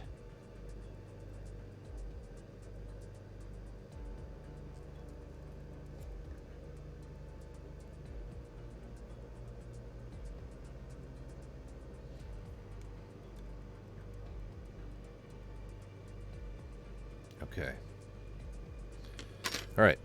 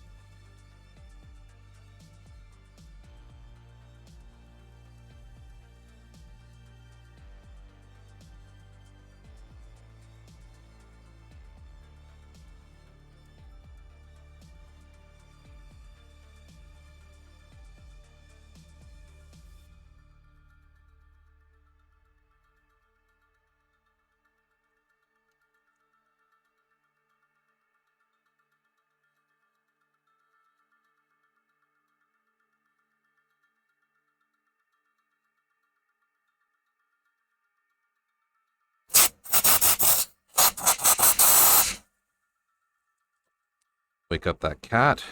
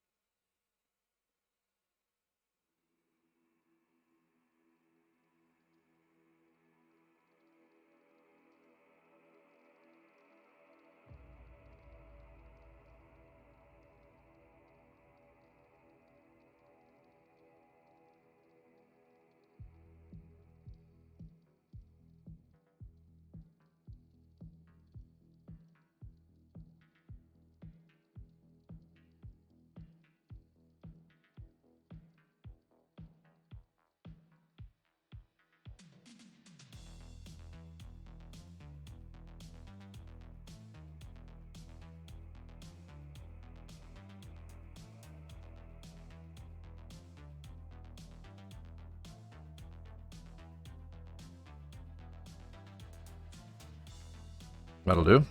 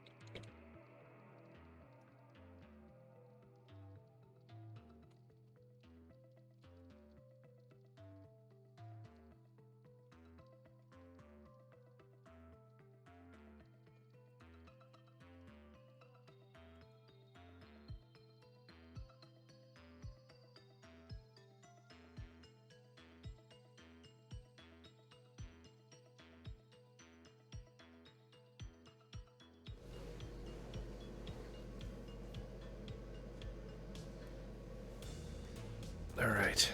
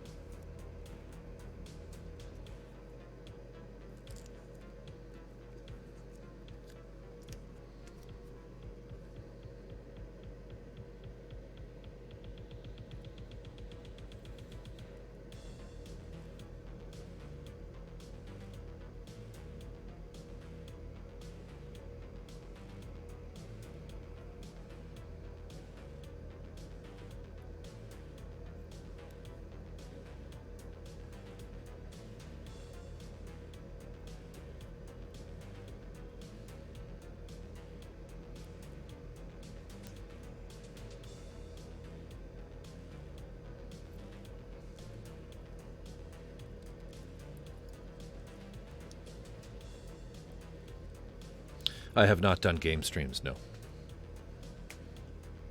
Maybe one day.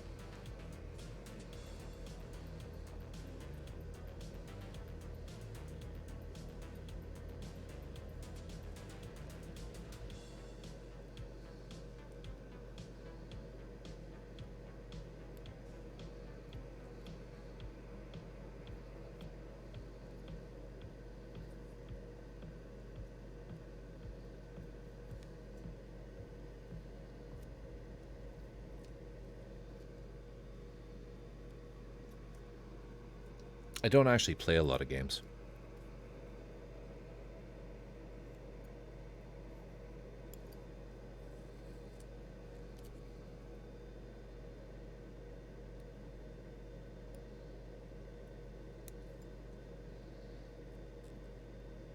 Anymore, at least.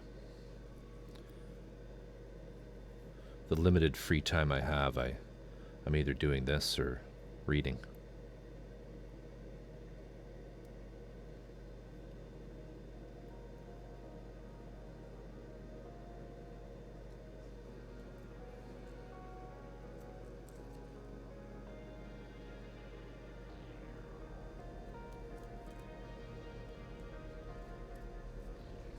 Yeah, I need to jump into one of your Among Us games or something one day. Unpredictable.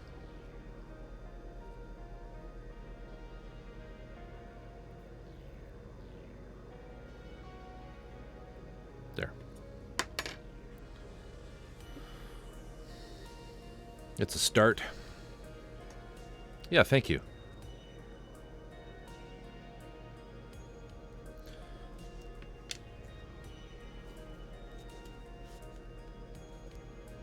Military history, yeah.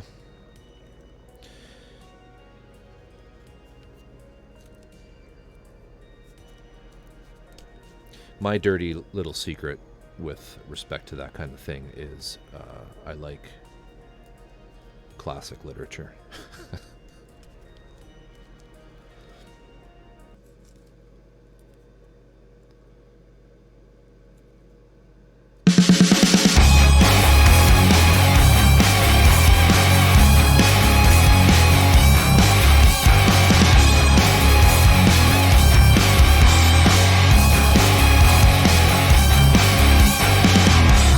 Tape for the tape god. More resin for the resin throne. More sprues for the sprues lord. More paint for the paint king.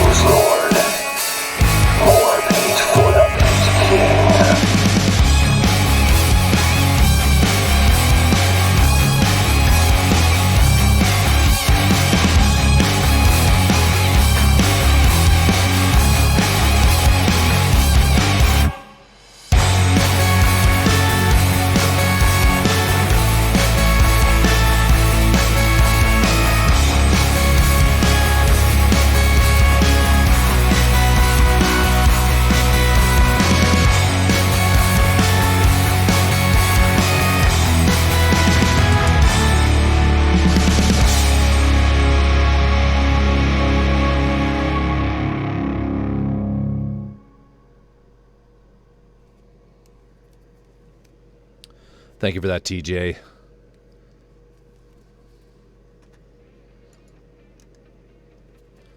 More tape. More tape. That's the best channel points thing ever. Thank you. She's big. She's big. She's got a whole lot of gravity in her there.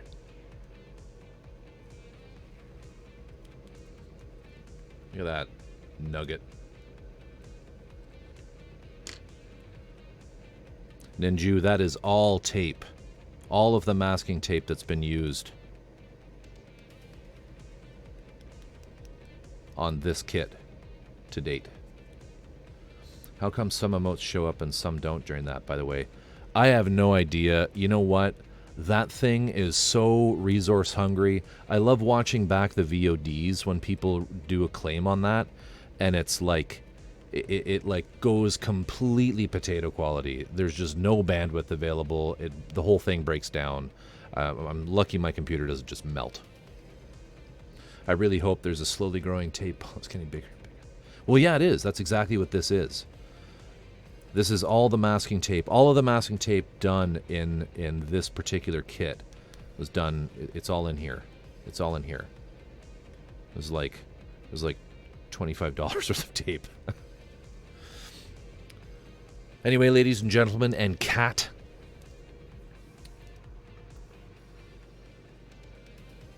I've accomplished a couple things tonight. Let's turn this back on so you can see this thing in its glory. The first part of the stream was trying to get this shit working, which we did.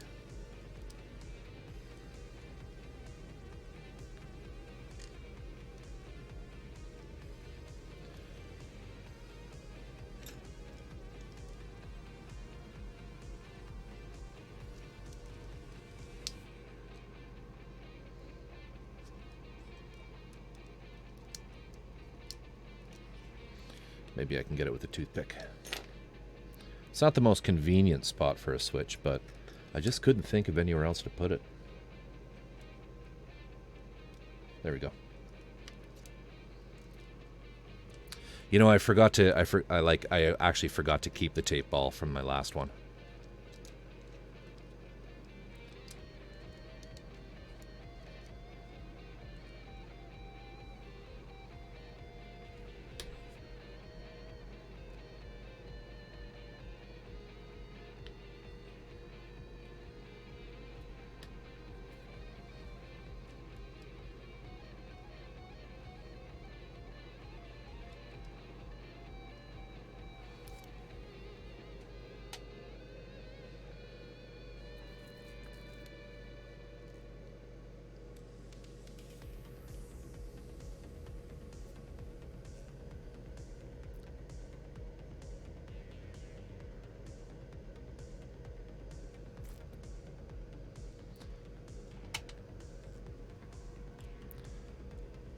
We're working on the arms. We're working on the arms.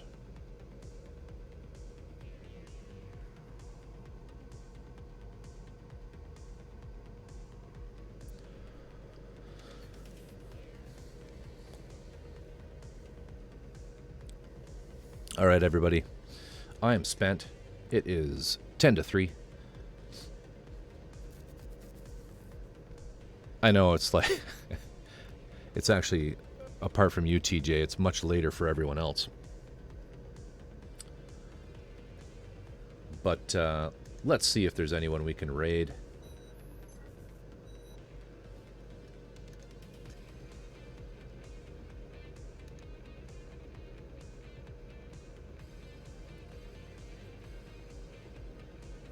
You know what? I see that Forfeits is on. He raided me last night.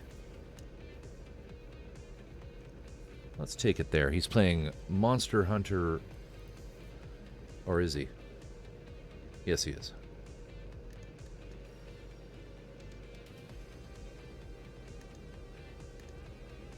So let's bring some love back to him. How about?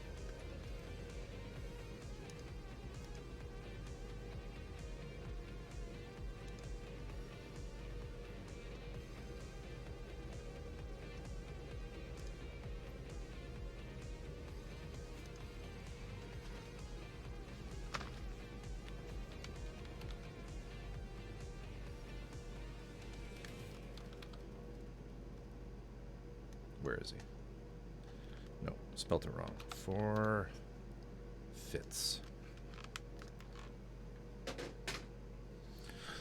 All right, everybody. Thank you for the enlightening conversation. Thank you for the memories. Have yourselves a wonderful week. I will be back on here on Wednesday, 6:30 to 9 o'clock. Thereabouts, Pacific Standard Time. Ninju, go buy some of those. Spend all that money you're making. And yes, as always, thank you for the controlled, curated dumpster fire. I'll see you guys on Wednesday. Take care.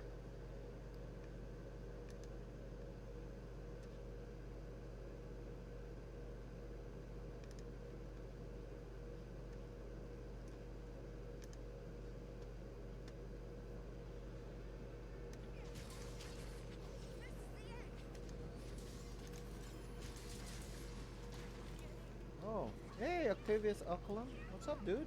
Thank you for the raid. Let me try to do this again, but Cloudbot is like acting up, so I'm sorry if it doesn't work.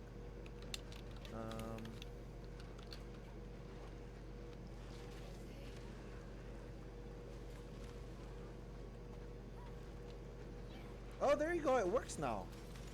Earlier, it wasn't working. Oh, Gundam. Yeah, I remember. I remember from yesterday. Dude, thank you for raiding, man.